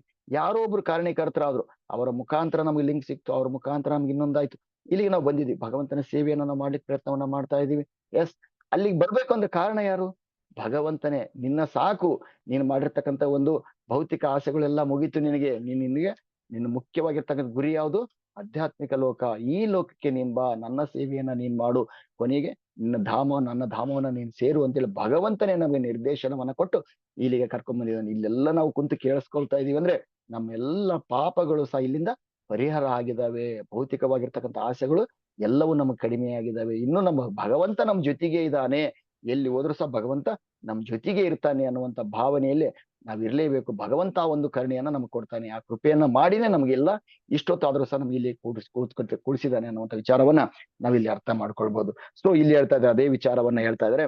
ನೀನು ಪ್ರತಿಯೊಬ್ಬರ ಹೃದಯದಲ್ಲಿಯೂ ಸಹ ನೀನಿದ್ದೀಯಾ. ಸರ್ವೋಚ್ಚ ಅಂದ್ರೆ ನೀ ಎಲ್ಲರ ಒಂದು ಮುಖ್ಯ ಗುರಿಯಾಗಿ, ಒಬ್ಬ ಗುರುವಾಗಿ ಎಲ್ಲರಿಗೂ ಮಾರ್ಗದರ್ಶನವನ್ನ ಮಾಡ್ತಾ ಇದೀಯಾ. ಅವ್ರು ಏನಾದ್ರು ತಪ್ಪು ದಾರಿಗೆ ಹೋದ್ರೆ ನೀನ್ ಅವರ ಸರ್ವ ಪ್ರಯತ್ನವನ್ನ ಮಾಡಿ ಸಹ ನೀನು ಅವರಿಗೆ ತಿಳಿಸುವಂತ ಒಂದು ಪ್ರಯತ್ನವನ್ನು ಸಹ ನೀನ್ ಮಾಡ್ತಾ ಇದ್ದೀಯಾ ಅಂತೇಳಿ ಇಲ್ಲಿ ಹೇಳ್ತಾ ಇದ್ದಾರೆ. ಸೊ ಮತ್ತೆ ಮುಂದುವರೆದು ಹೇಳ್ತಾರೆ ಏನಂದ್ರೆ, ಎಲೈ ಸ್ವಾಮಿ, ದಯವಿಟ್ಟು ಇಲ್ಲಿ ಕೆಲವೊಂದು ಕ್ವಶನ್ ಕೇಳ್ತಾರೆ. ದಯವಿಟ್ಟು ನನಗೆ ನನ್ನ ಆಕಾಂಕ್ಷೆಗಳನ್ನ ಈಡೇರಿಸು, ನನ್ನ ಕೆಲವೊಂದು ಆಕಾಂಕ್ಷೆಗಳಿದಾವೆ, ಅವನ್ನೆಲ್ಲ ಈಡೇರಿಸು ಅಂತ ಹೇಳ್ತಾ ಇದ್ದಾರೆ. ನಾನ್ ನಿನ್ನಲ್ಲಿ ಪ್ರಾರ್ಥನೆಯನ್ನ ಮಾಡ್ತೀನಿ. ನೀನು ದಿವ್ಯ ರೂಪಿಯಾಗಿದ್ದರೂ ಸಹ ಐಕ ರೂಪವನ್ನ ಧರಿಸಿರುವೆ. ಎಸ್, ಹೌದಾ? ನಿನಗೆ ಐಕ ರೂಪವಿಲ್ಲದಿದ್ದರೂ ಅಂತ ರೂಪವನ್ನು ಹೇಗೆ ತಾಳುವೆ ಎಂಬುದನ್ನು ದಯವಿಟ್ಟು ನನಗೆ ತಿಳಿಸುವಂತವನಾಗು ಅಂತ ಹೇಳ್ತಾ ಇದ್ದಾರೆ. ಅಂದ್ರೆ ಇಲ್ಲಿ ಹೇಳ್ತಾ ಇದ್ರೆ, ನಿನಗೆ ಯಾವುದೇ ರೀತಿ ರೂಪ ಇಲ್ಲ, ಆದ್ರೂ ಸಹ ನೀ ಭೌತಿಕ ರೂಪವನ್ನ ತಾಳ್ತಾ ಇದೀಯಾ. ಎಸ್, ಭಗವಂತ ತಾಳ್ತಾ ಇಲ್ವಾ? ಅದನ್ನ ಹೇಳ್ತಾ ಇದ್ದಾರೆ. ಭೌತಿಕವಾಗಿರ್ತಕ್ಕಂಥ ನಿನ್ನ ರೂಪ ಯಾವುದು, ಆಧ್ಯಾತ್ಮಿಕವಾಗಿರ್ತಕ್ಕಂಥ ನಿನ್ನ ರೂಪ ಯಾವುದು? ನಿನಗೆ ನಿನ್ನದೇ ಅಂತ ರೂಪ ಇಲ್ಲ, ಆದ್ರೂ ಸಹ ನೀನು ಐಹಿಕವಾಗಿರ್ತಕ್ಕಂಥ ರೂಪವನ್ನು ಹೇಗೆ ತಾಳ್ತೀಯ, ಅದನ್ನ ದಯವಿಟ್ಟು ನನಗೆ ವಿವರಣೆಯನ್ನ ಕೊಡು ಅಂತೇಳಿ ಇಲ್ಲಿ ಹೇಳ್ತಾ ಇದ್ದಾರೆ. ಮೊದಲನೇದಾಗಿ ಆತನ ಒಂದು ರೂಪದ ಬಗ್ಗೆ ಕೇಳ್ತಾ ಇದ್ದಾರೆ. ಎರಡನೇದಾಗಿ ಕೇಳ್ತಾ ಇದ್ದಾರೆ, ನೀನು ಲಯ, ಸೃಷ್ಟಿ, ಧಾರಣೆ ಮತ್ತು ನಿರ್ವಹಣೆಗಾಗಿ ಸಂಯೋಗ ಮತ್ತು ಪ್ರವರ್ತನೆಗಳ ಕ್ರಮದಲ್ಲಿ ಹೇಗೆ ವಿವಿಧ ಶಕ್ತಿಗಳನ್ನ ಪ್ರಕಟಿಸುತ್ತೀಯಾ ಎಂಬುದನ್ನು ದಯವಿಟ್ಟು ನನಗೆ ತಿಳಿಸು ಅಂತ ಹೇಳ್ತಾ ಇದ್ದಾರೆ. ಅಂದ್ರೆ ನೀನು ಈ ಒಂದು ಲೋಕವನ್ನು ಹೇಗೆ ಸೃಷ್ಟಿ ಮಾಡ್ತೀಯಾ, ಹೇಗೆ ಅದನ್ನ ನಿರ್ವಹಣೆ ಮಾಡ್ತೀಯಾ, ಹಾಗೆ ಅದನ್ನ ಯಾವ ರೀತಿಯಲ್ಲಿ ಕೂಡಿಸ್ತೀಯಾ, ಯಾವ ರೀತಿ ಚೇಂಜ್ ಮಾಡ್ತೀಯಾ, ಮತ್ತೆ ಅದನ್ನೆಲ್ಲ ನೀನು ಕಳಿತೀಯಲ್ಲ, ಇಂಥ ನಿನ್ನ ಶಕ್ತಿ ಹೇಗೆ ಯಾವುದು ಅನ್ನೋದನ್ನ ದಯವಿಟ್ಟು ನನಗೆ ತಿಳಿಸ್ಕೊಡು ಅಂತ ಹೇಳ್ತಾ ಇದ್ದಾರೆ. ಮೊದಲನೇದಾಗಿ ಭಗವಂತನ ರೂಪವನ್ನ ಕೇಳ್ತಾ ಇದ್ದಾರೆ. ಎರಡನೇದಾಗಿ ಭಗವಂತನ ಒಂದು ಶಕ್ತಿಯ ಬಗ್ಗೆ ಕೇಳ್ತಾ ಇದ್ದಾರೆ. ಮೂರನೇದಾಗಿ ಶಕ್ತಿಯ ವಿಚಾರವನ್ನು, ಇನ್ನೊಂದು ವಿಚಾರವನ್ನ ಕೇಳ್ತಾ ಇದ್ದಾರೆ. ಅಲ್ಲಿ ಎಲ್ಲದರ ಬಗ್ಗೆ ನನಗೆ ತಾತ್ವಿಕವಾಗಿ ತಿಳಿಸು ಅಂತ ಹೇಳ್ತಾ ಇದ್ದಾರೆ. ಇದೆಲ್ಲದರ ಬಗ್ಗೆ ನನಗೆ ಎಲ್ಲ ವಿವರಣೆಯನ್ನ ಕೊಡು ಅಂತೇಳಿ ಹೇಳ್ತಾ ಇದ್ದಾರೆ. ಅಂದ್ರೆ ಜೇಡರ ಹುಳು ತನ್ನ ಶಕ್ತಿಯಿಂದ ಹೇಗೆ ತನ್ನನ್ನು ಆವರಿಸಿಕೊಳ್ಳುವುದು, ಜೇಡರ ಹುಳು ತನ್ನನ್ನು ತಾನು ಯಾವ ರೀತಿ ರಕ್ಷಣೆಯನ್ನ ಮಾಡುತ್ತೋ ಆ ರೀತಿಯಲ್ಲಿ ನೀನು ಎಲ್ಲರನ್ನ ಪ್ರೀತಿ ಮಾಡ್ತಾ ಇದೀಯ. ಎಲ್ಲರ ಹೃದಯದಲ್ಲಿದ್ದು ಸಹ ನೀನು ಜೇಡರ ಬಲಿ ಯಾವ ರೀತಿಯಲ್ಲಿ ಕಾಪಾಡುತ್ತೆ, ನಿನ್ನ ಭಕ್ತರನ್ನ ನೀನು ಕಾಪಾಡ್ತಾ ಇರ್ತೀಯಲ್ಲ. ಸೊ ಹಾಗಾಗಿ ನಿನ್ನ ಸಂಕಲ್ಪ ಅಂತಕ್ಕಂಥದ್ದು ಅಮೋಘವಾಗಿದ್ದು, ಸೊ ಅದರ ಶಕ್ತಿಯ ವಿವರಣೆಯನ್ನು ದಯವಿಟ್ಟು ನನಗೆ ತಿಳಿಸ್ಕೊಡು ಅಂತೇಳಿ ಇಲ್ಲಿ ಕೇಳ್ತಾ ಇದ್ದಾರೆ. ಮತ್ತೆ ಮುಂದೆ ಹೇಳ್ತಾ ಇದ್ದಾರೆ, ಅಂದ್ರೆ ಅದನ್ನ ಹೇಳ್ತಾರೆ ಮತ್ತೆ ಯಾವ ರೀತಿಯಲ್ಲಿ ಹೇಳ್ತಾ ಇದ್ದಾರೆ ಅಂದ್ರೆ, ನಾನು ದೇವೋತ್ತಮ ಪರಮಪುರುಷ ಅಂದ್ರೆ ಈ ವಿಷಯದಲ್ಲಿ ಶಿಕ್ಷಣ ಪಡೆಯಲು ಸಾಧ್ಯವಾಗುವ ರೀತಿಯಲ್ಲೇ ದಯವಿಟ್ಟು ನನಗೆ ತಿಳಿಸು ಅಂತ ಹೇಳ್ತಾರೆ. ಬ್ರಹ್ಮಾಜಿ ಹೇಳ್ತಾ ಇದ್ದಾರೆ, ನೀನ್ ನಿಂದೆ ಆದಂತ ಒಂದು ದೊಡ್ಡ ಜ್ಞಾನವನ್ನ ನನಗೆ ಕೊಡಬೇಡ, ನನ್ನ ತಿಳುವಳಿಕೆ ಎಷ್ಟಿದೆ, ಎಸ್, ನಾವು ಕೇಳ್ಕೊಳ್ಬೇಕಾಗಿದ್ದು ಅಷ್ಟೇ, ನನ್ನ ಜ್ಞಾನ ಎಷ್ಟಿದೆ ಅಷ್ಟನ್ನು ಮಾತ್ರ ನಾನು ತಿಳ್ಕೊಳಿಕ್ ಪ್ರಯತ್ನ ಪಡ್ತಾ ಇದೀವಲ್ಲ. ಇಲ್ಲಿ ಬ್ರಹ್ಮಾಜಿ ಸಹ ಅಷ್ಟೇ ಹೇಳ್ತಾ ಇದ್ದಾರೆ, ಈ ಶಿಕ್ಷಣವನ್ನ ನನಗೆ ದಯವಿಟ್ಟು ನನ್ನ ಒಂದು ರೀತಿಯಲ್ಲಿ ಸಾಧ್ಯವಾಗುವ ರೀತಿಯಲ್ಲಿ ನನಗೆ ತಿಳಿಸ್ಕೊಡು, ನನಗೆ ಮನವರಿಕೆ ಆಗುವ ರೀತಿಯಲ್ಲಿ ನನಗೆ ತಿಳಿಸ್ಕೊಡು. ಹೀಗೆ ಆ ಈ ಸೃಷ್ಟಿಯಲ್ಲಿ ಸಾಧನವಾಗಿ ಕೆಲಸ ಮಾಡ ಅಂದ್ರೆ ನೀನ್ ಇದನ್ನ ನನಗೆ ತಿಳಿಸ್ಕೊಟ್ರೆ ನನ್ನ ಸಾಧನವಾಗಿ ನೀನ್ ಕೆಲಸ ಮಾಡಿಸ್ಕೊ. ಈ ಸೃಷ್ಟಿಯಲ್ಲೇ ನನ್ನ ಸಾಧನವಾಗಿ ಅಂದ್ರೆ ಸೃಷ್ಟಿಯ ಮೂಲ ಯಾರು? ಬ್ರಹ್ಮಾಜಿ. ಆ ಬ್ರಹ್ಮಾಜಿನ ಒಂದು ಲೋಕವನ್ನ ಸೃಷ್ಟಿ ಮಾಡ್ಲಿಕ್ಕೆ ಭಗವಂತ ಸೃಷ್ಟಿ ಮಾಡಿದ್ದಾನೆ.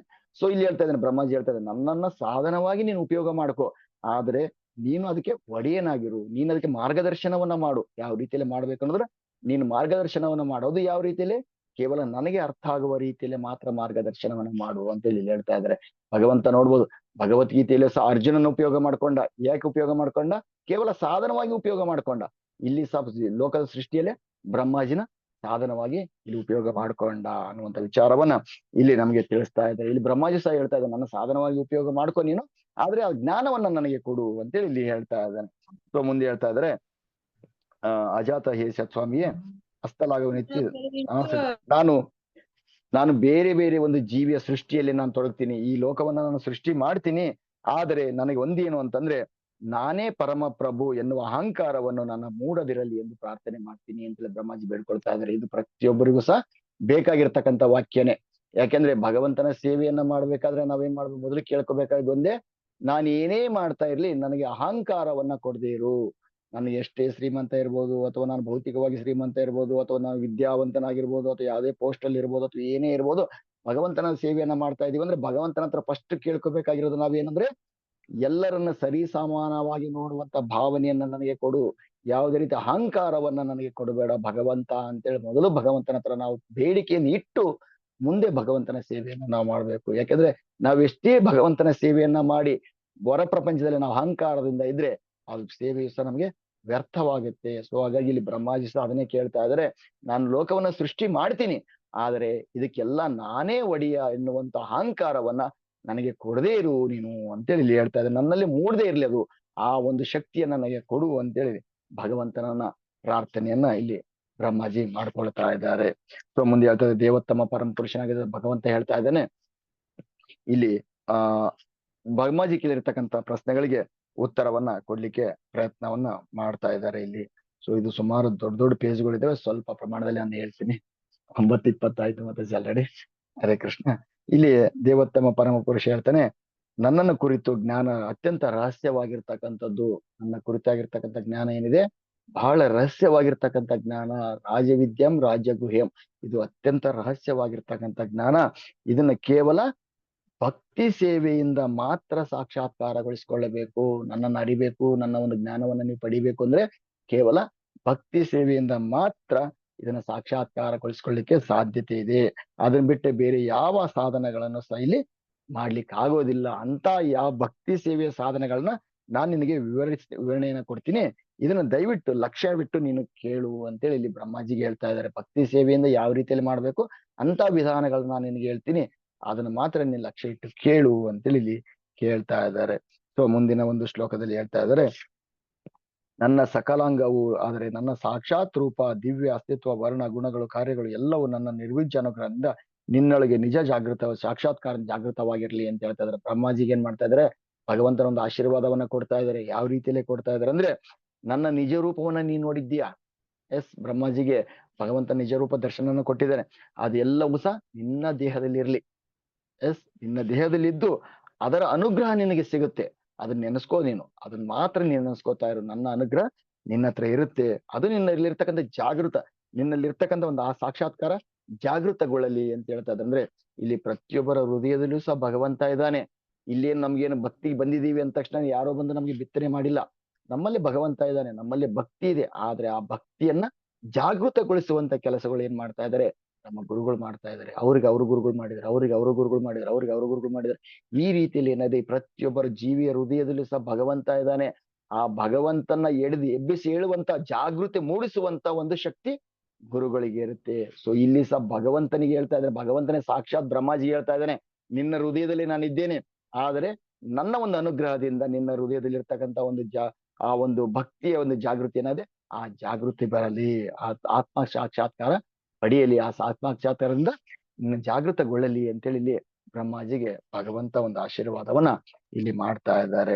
ಸೊ ಹೀಗೆ ಹೇಳ್ತಾ ಇದ್ದಾರೆ, ಬ್ರಹ್ಮನು ಸೃಷ್ಟಿಯ ಮೊದಲು ಬೇರೆ ಹೇಳ್ತಾ ಇದ್ದಾರೆ. ಒಂದು ಮೊದಲನೇ ಪ್ರಶ್ನೆಗೆ ಆನ್ಸರ್ ಕೊಡ್ತಾ ಇದ್ದಾರೆ. ಏನು ಅಂತಂದ್ರೆ, ನಿನ್ನ ರೂಪ ಯಾವ ರೀತಿಯಲ್ಲಿ ಇತ್ತು ಅಂದ್ರೆ ನೀನು ಭೌತಿಕವಾಗಿ ಇರ್ತೀಯ, ನಿನ್ನ ರೂಪ ಇಲ್ಲ, ಆಧ್ಯಾತ್ಮಿಕವಾಗಿರ್ತಕ್ಕಂಥ ರೂಪ ಇಲ್ಲ, ಮತ್ತೆ ಆದ್ರೂ ಭೌತಿಕ ರೂಪವನ್ನು ನೀನು ತಾಳ್ತಾ ಇದೆಯಲ್ಲ, ಇದು ಯಾವ ರೀತಿಯಲ್ಲಿ ಅಂತ ಕೇಳಿದ ಪ್ರಶ್ನೆಗೆ ಇಲ್ಲಿ ಭಗವಂತ ಉತ್ತರವನ್ನ ಕೊಡ್ತಾ ಇದ್ದಾನೆ. ಅಂದ್ರೆ ಬ್ರಹ್ಮನೇ, ಈ ಸೃಷ್ಟಿ ಮೊದಲು ಬೇರೆ ಏನು ಇಲ್ಲದಿದ್ದಾಗ, ಈ ಸೃಷ್ಟಿಯಲ್ಲಿ ಏನು ಇಲ್ಲದಿದ್ದಾಗ ನಾನಿದ್ದೆ, ಈ ಅಸ್ತಿತ್ವದಲ್ಲಿ ದೇವೋತ್ತಮ ಪರಮಪುರುಷನಾಗಿರ್ತಕ್ಕಂಥ ನಾನು ಇಲ್ಲಿದ್ದೆ. ಈಗ ಐಹಿಕ ಪ್ರಕೃತಿ ಸೃಷ್ಟಿಯಾದಾಗ, ಈಗ ಸೃಷ್ಟಿಯಾಗಿದೆ ಐಹಿಕ ಪ್ರಕೃತಿ, ಈಗಲೂ ಸಹ ನಾನೇ ಇದ್ದೀನಿ. ಸೊ ನಂತರ ಪ್ರಳಯದ ನಂತರ ಉಳಿಯುವುದು ನಾನೇನೆ. ಎಸ್, ನಾವಿಲ್ಲಿ ಅರ್ಥ ಮಾಡ್ಕೋಬೇಕಾಗಿರೋದು ಏನಂದ್ರು, ಮೊದಲು ಭಗವಂತ ಇದ್ದ, ಸೃಷ್ಟಿ ಆಯ್ತು, ಸೃಷ್ಟಿಯಲ್ಲೂ ಭಗವಂತ ಇದ್ದ, ಆಮೇಲೆ ಪ್ರಳಯ ಆಯ್ತು, ಪ್ರಳಯ ಆದ ನಂತರ ಭಗವಂತ ಇದ್ದ. ಸೊ ಇಲ್ಲಿ ನಾವು ಅರ್ಥ ಮಾಡ್ಕೋಬೇಕಾಗಿರೋದು ಅಂದ್ರೆ ಶಾಶ್ವತವಾಗಿರ್ತಕ್ಕಂಥವ್ರು ಯಾರು? ಭಗವಂತ ಮಾತ್ರ. ಉಳಿದದ್ದೆಲ್ಲ ಕೇವಲ ಮಾಯೆ, ನಮ್ಮ ಕಣ್ಣಿಗೆ ಕಾಣ್ತಕ್ಕಂಥದ್ದೆಲ್ಲದು ಮಾಯೆ ಎನ್ನುವಂತ ವಿಚಾರವನ್ನ ಇಲ್ಲಿ ನಿಮಗೆ ತಿಳಿಸ್ತಾ ಇದ್ದಾರೆ. ಈ ರೀತಿಯಲ್ಲೇ ಭಗವಂತನ ಒಂದು ದಿವ್ಯ ರೂಪವಾಗಿರ್ತಕ್ಕಂಥದ್ದು ಇಲ್ಲಿ ಹೇಳ್ತಾ ಇದ್ದಾರೆ. ಸೊ ಹರೇ ಕೃಷ್ಣ ಶ್ವೇತಾ ಮಾತಾಜಿ, ನರಸಿಂಹಾರತಿ. ಮೆಸೇಜ್ ಹಾಕಿದ್ದಾರೆ ಹೇಳಿ ಪ್ರಭು.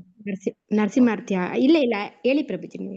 ಓಕೆ, ಮತ್ತೆ ಇಲ್ಲಿ ಹೇಳ್ತಾ ಇದ್ದಾರೆ ಏನಂತಂದ್ರೆ ಭಗವಂತನ ಒಂದು ದಿವ್ಯ ರೂಪ ಯಾವ ರೀತಿಯಲ್ಲಿ ಇತ್ತು ಅನ್ನೋದನ್ನ ವಿವರಣೆಯನ್ನ ಕೊಡ್ತಾ ಇದ್ದಾರೆ. ಅಂದ್ರೆ ಮೂಲ ರೂಪ ನಾನೇ ಆಗಿದ್ದೆ, ನಾನೇ ಇದ್ದೀನಿ, ನಾನೇ ಇರ್ತೀನಿ, ಕೊನೆಯವರೆಗೂ ನಾನೇ ಇರ್ತೀನಿ, ಇದು ನನ್ನ ರೂಪ. ಐಹಿಕ ರೂಪದಲ್ಲಿ ಇದ್ರು ಸಹ ಅದ್ರಲ್ಲಿ ನಾನಿಲ್ಲ, ಕೇವಲ ಸೃಷ್ಟಿ ಮಾಡಿದ್ದೀನಿ, ಅದರಲ್ಲಿ ನಾನಿಲ್ಲ, ಇದ್ದೀನಿ, ಎರಡು, ನಾನಿದ್ದೀನಿ ಮತ್ತು ಇಲ್ಲ ಅನ್ನುವಂಥ ವಿಚಾರವನ್ನ ಇಲ್ಲಿ ನಮಗೆ ತಿಳಿಸ್ಕೊಡ್ತಾ ಇದ್ದಾರೆ. ಇದು ಯಾವ ರೀತಿಯಲ್ಲಿ ಅನ್ನೋದನ್ನ ಮುಂದಿನ ಒಂದು ಶ್ಲೋಕದಲ್ಲಿ ತಿಳಿಸ್ತಾ ಇದ್ದಾರೆ.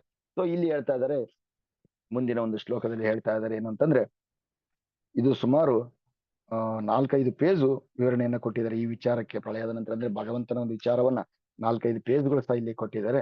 ಸೊ ಹೇಳ್ತಾ ಇದ್ರೆ ಕೇವಲ ಭಕ್ತಿ ಯೋಗದಿಂದ ಮಾತ್ರ ನನ್ನನ್ನ ಮಡಿಲಿಕ್ಕೆ ಸಾಧ್ಯ ಅನ್ನುವಂಥ ವಿಚಾರವನ್ನು ಹೇಳ್ತಾ ಇದ್ದಾರೆ. ಮತ್ತೆ ಮುಂದೆ ಹೇಳ್ತಾ ಇದ್ದಾರೆ, ಮುಂದಿನ 2ನೇ ಪ್ರಶ್ನೆಗೆ ಉತ್ತರವನ್ನ ಕೊಡ್ತಾ ಇದ್ದಾರೆ.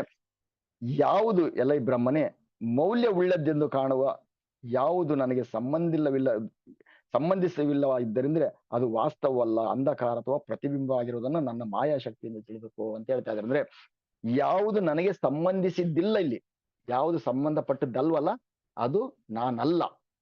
ಯಾವುದು ನನಗೆ ಸಂಬಂಧಪಟ್ಟಿದೆ ಅದು ಮಾತ್ರ ನನ್ನದು, ನನಗೆ ಸಂಬಂಧಪಟ್ಟದ್ದಿಲ್ಲ ಅಂದ್ರೆ ಅದು ಕೇವಲ ಮಾಯೆ ಪ್ರಭಾವ. ಎಸ್, ಇಲ್ಲಿ ಯಾರು ಭಗವಂತನಿಗೆ ಹತ್ರ ಯಾರು ಇರೋದಿಲ್ಲ ಅವರೆಲ್ಲ ಎಲ್ಲಿರ್ತಾರೆ?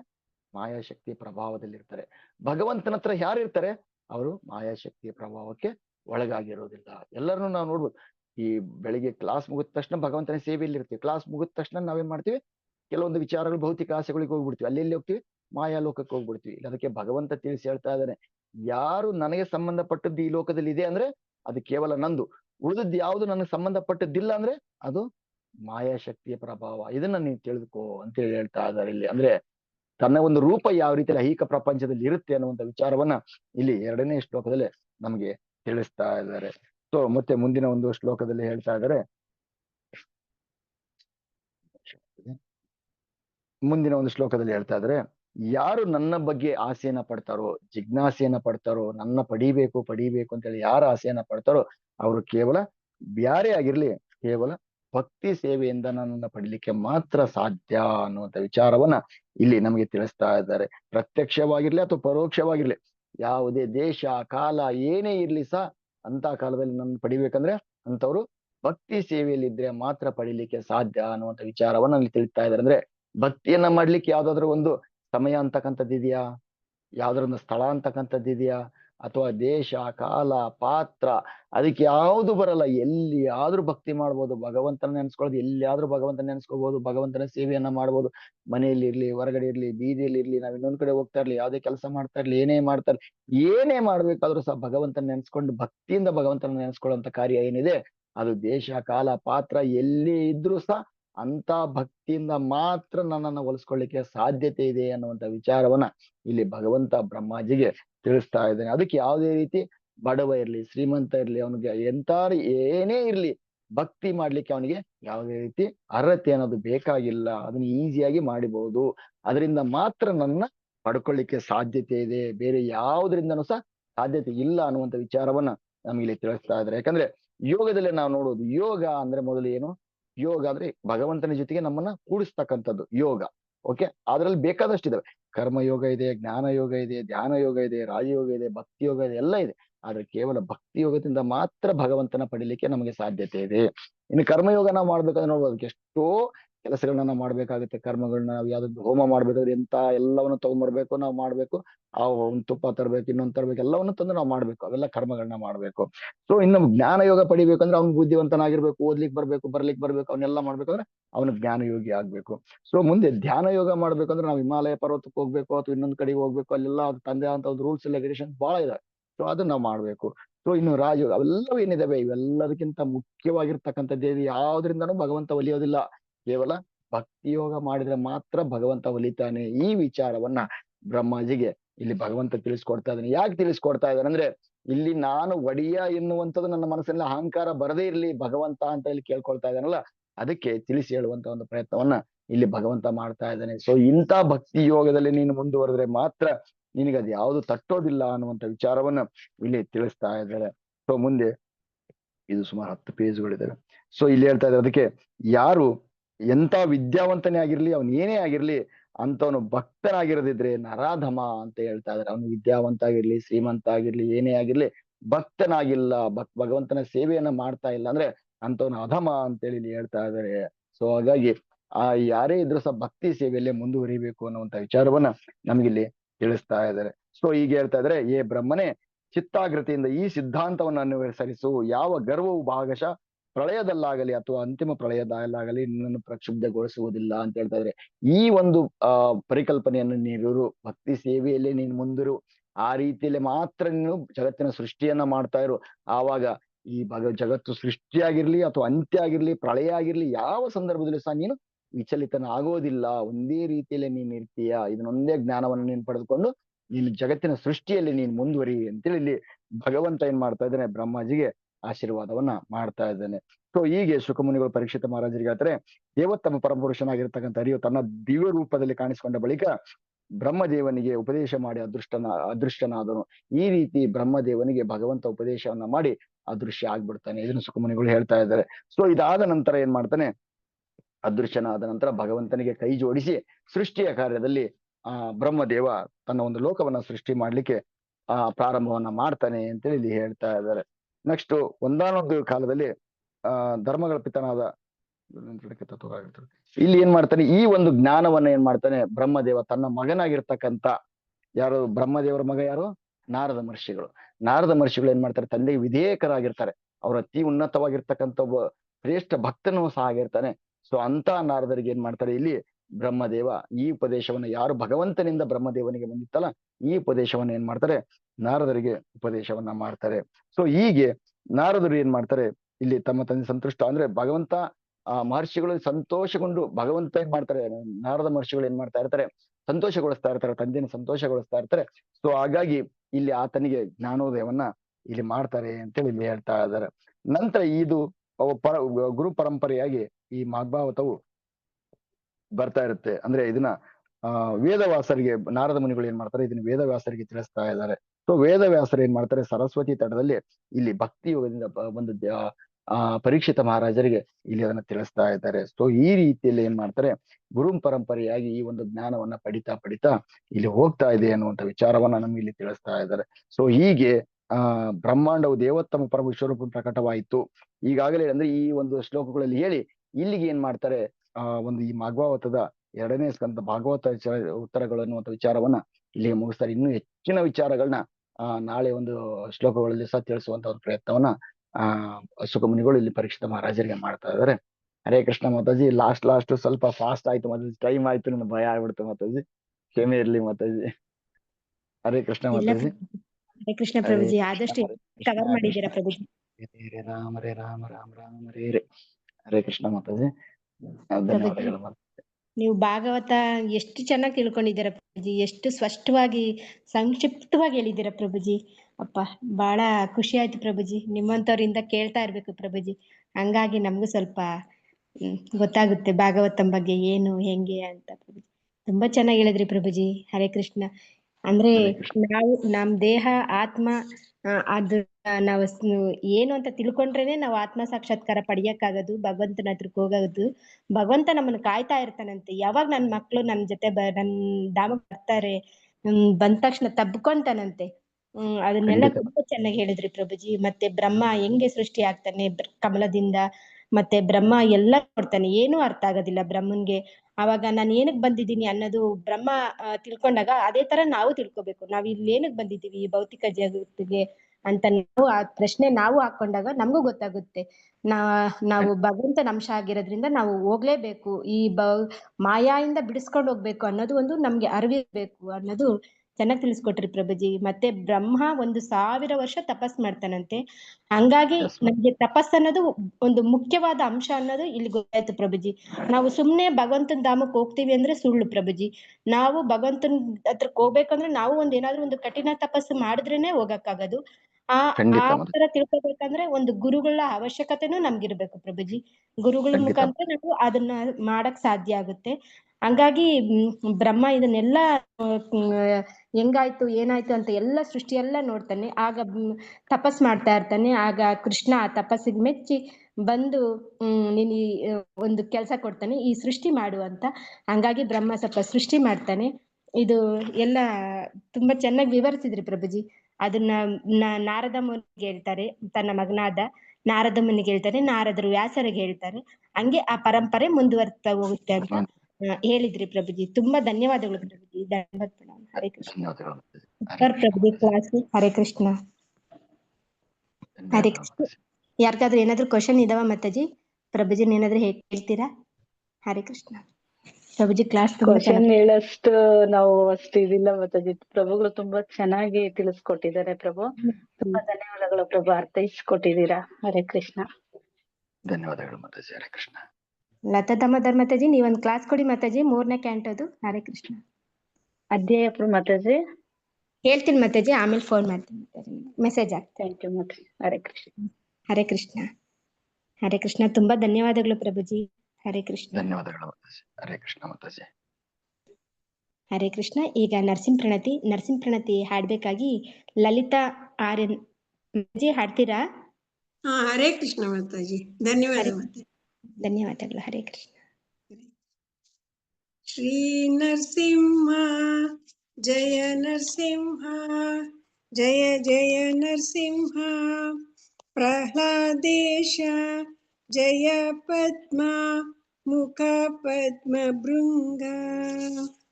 ಉಗ್ರಂ ವೀರಂ ಮಹಾವಿಷ್ಣು ಜ್ವಲಂತಂ ಸರ್ವತೋಮುಖಂ.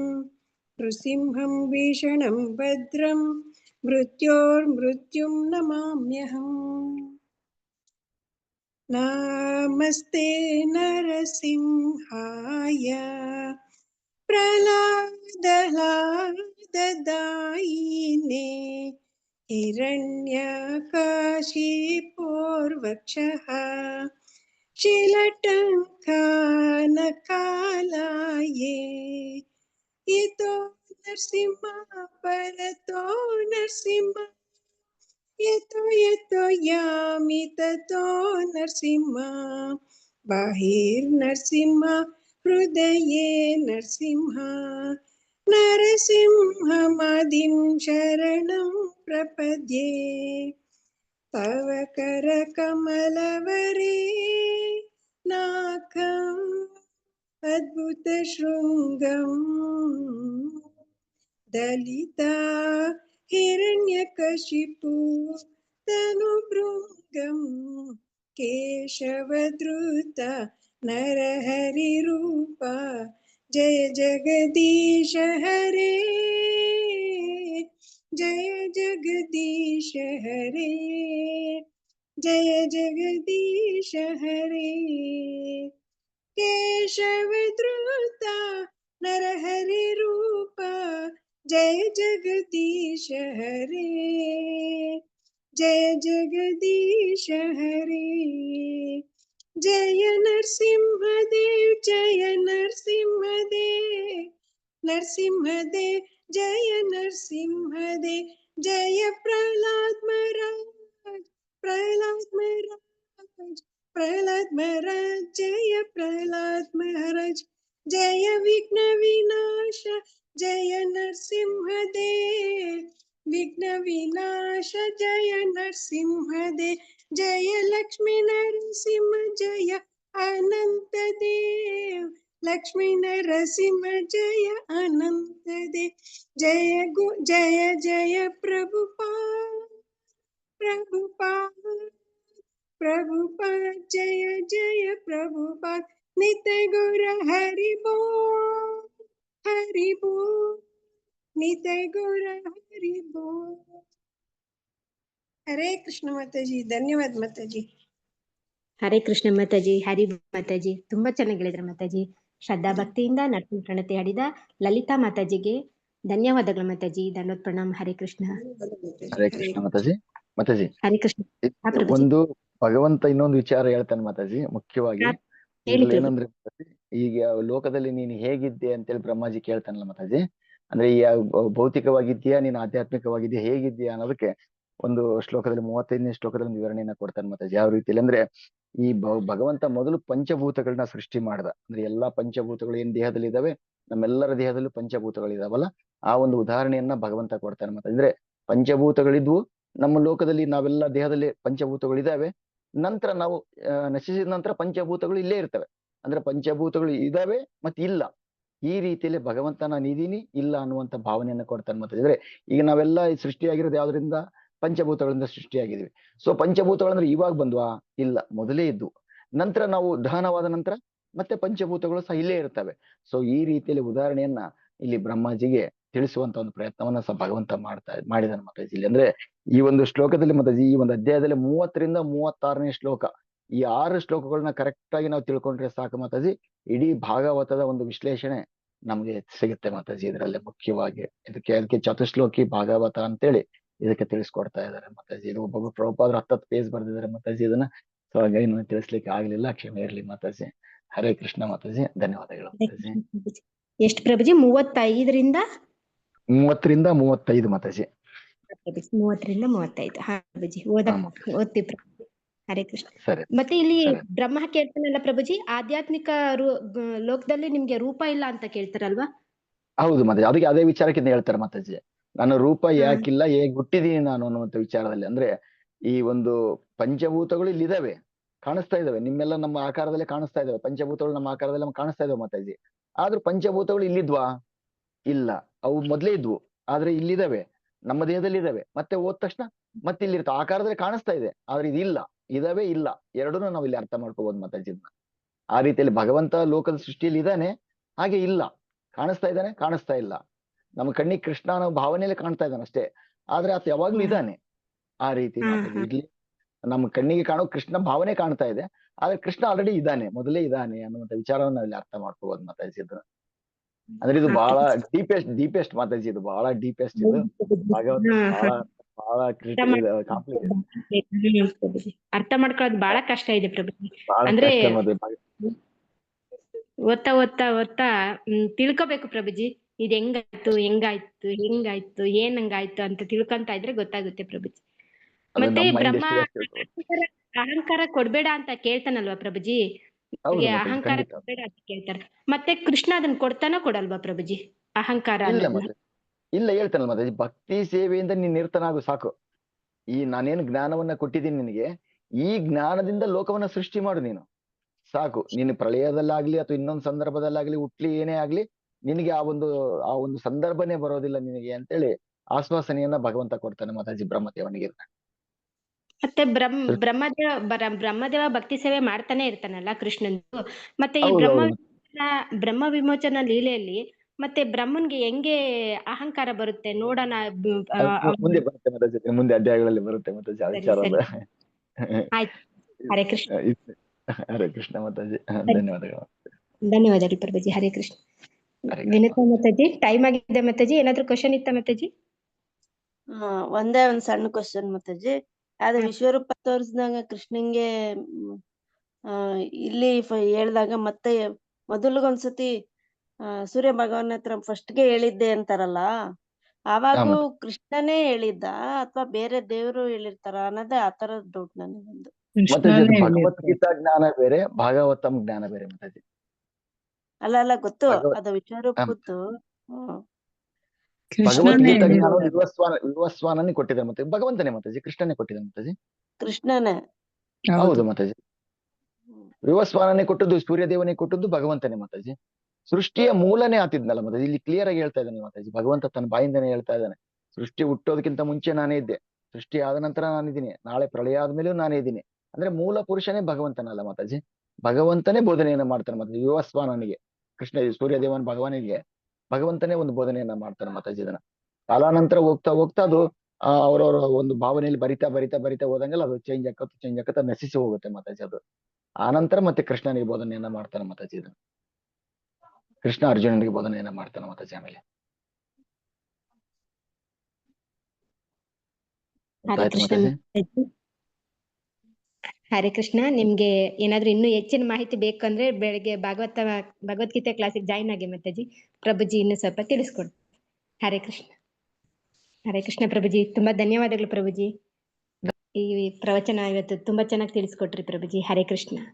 ಹರೇ ಕೃಷ್ಣ ಮಾತಾಜಿ. ಧನ್ಯವಾದಗಳು ಮಾತಾಜಿ. ಹರೇ ಧನ್ಯವಾದಗಳು ಕೃಷ್ಣ ಪ್ರಭುಜಿ. ಪ್ರಭು, ಹರೇ ಕೃಷ್ಣ ಮಾತಾಜಿ. ಹರೇ ಕೃಷ್ಣ. ಈಗ ಕಾರ್ಯಕ್ರಮವನ್ನು ಮುಕ್ತಾಯ ಮಾಡೋಣ. ಕಾರ್ಯಕ್ರಮದಲ್ಲಿ ಹರೇ ಭಾಗವಹಿಸಿದ ಕೃಷ್ಣ. ಎಲ್ಲಾ ವೈಷ್ಣವ ಭಕ್ತರಿಗೂ ಧನ್ಯವಾದಗಳು. ದಂಡೋತ್ ಪ್ರಣಾಮ್. ಹರೇ ಕೃಷ್ಣ ಪ್ರಭುಜಿ. ಪತಿತಾನಾಂ ಪಾವನೇಭ್ಯ ವೈಷ್ಣವೇಭ್ಯೋ ನಮೋ ನಮಃ. ಅನಂತ ಕೋಟಿ ವೈಷ್ಣವರನ್ ಕಿ ಜೈ. ಶ್ರೀಲ ಪ್ರಭುಪಾದ್ ರಾಜ್ ಕಿ ಜೈ. ನಾಳೆ ಮಾತಾಜಿ ಲತಾ ಸುಬ್ಬಣ್ಣ ಮಾತಾಜಿ ಅವ್ರಿಗೆ ಪ್ರವಚನ ಅವ್ರದ್ದು ತುಂಬಾ ಚೆನ್ನಾಗಿರುತ್ತೆ. ಹರೇ ಕೃಷ್ಣ. ಕ್ಲಾಸ್ ತುಂಬಾ ಚೆನ್ನಾಗಿರುತ್ತೆ ಮಾತಾಜಿ ಅವ್ರದ್ದು. ಹಂಗಾಗಿ ಹೆಚ್ಚಿನ ಸಂಖ್ಯೆಯಲ್ಲಿ ಭಾಗವಹಿಸೋಣ ಮಾತಾಜಿ. ಲಾಸ್ಟ್ ಚಾಪ್ಟರ್ 2ನೇ ಕ್ಯಾಂಟ್ ಅದು ತುಂಬಾ ಚೆನ್ನಾಗಿ ಹೇಳ್ತಾರೆ ಮಾತಾಜಿ ಅವರು. ಹಂಗಾಗಿ ಎಲ್ಲರೂ ಭಾಗವಹಿಸಿ. ಚಿಕ್ಕ ಮಕ್ಕಳಿಗೆ ಹೇಳ್ದಂಗೆ ನೀಟಾಗಿ ಹೇಳ್ಕೊಡ್ತಾರೆ ಮಾತಾಜಿ ಮಾತಾಜಿ ಅವರು. ಹೌದೌದು. ಹಂಗಾಗಿ ಎಲ್ಲರೂ ಭಾಗವಹಿಸೋಣ ಪ್ರಭುಜಿ. ಮಾತಾಜಿ. ಹರೇ ಕೃಷ್ಣ. ಹರೇ ಕೃಷ್ಣ ಮಾತಾಜಿ. ಖಂಡಿತ ಮಾತಾಜಿ. ಹರೇ ಕೃಷ್ಣ ಪ್ರಭುಜಿ. ಹರೇ ಕೃಷ್ಣ ಮಾತಾಜಿ. ಹರೇ ಕೃಷ್ಣ. ಹರೇ ಕೃಷ್ಣ ಮಾತಾಜಿ. ದಂಡೋತ್ ಪ್ರಣಾಮಗಳು ಮಾತಾಜಿ. ಹರೇ ಕೃಷ್ಣ ಮಾತಾಜಿ. ಧನ್ಯವಾದ. ಹರೇ ಕೃಷ್ಣ. ಹರೇ ಕೃಷ್ಣ ಮಾತಾಜಿ.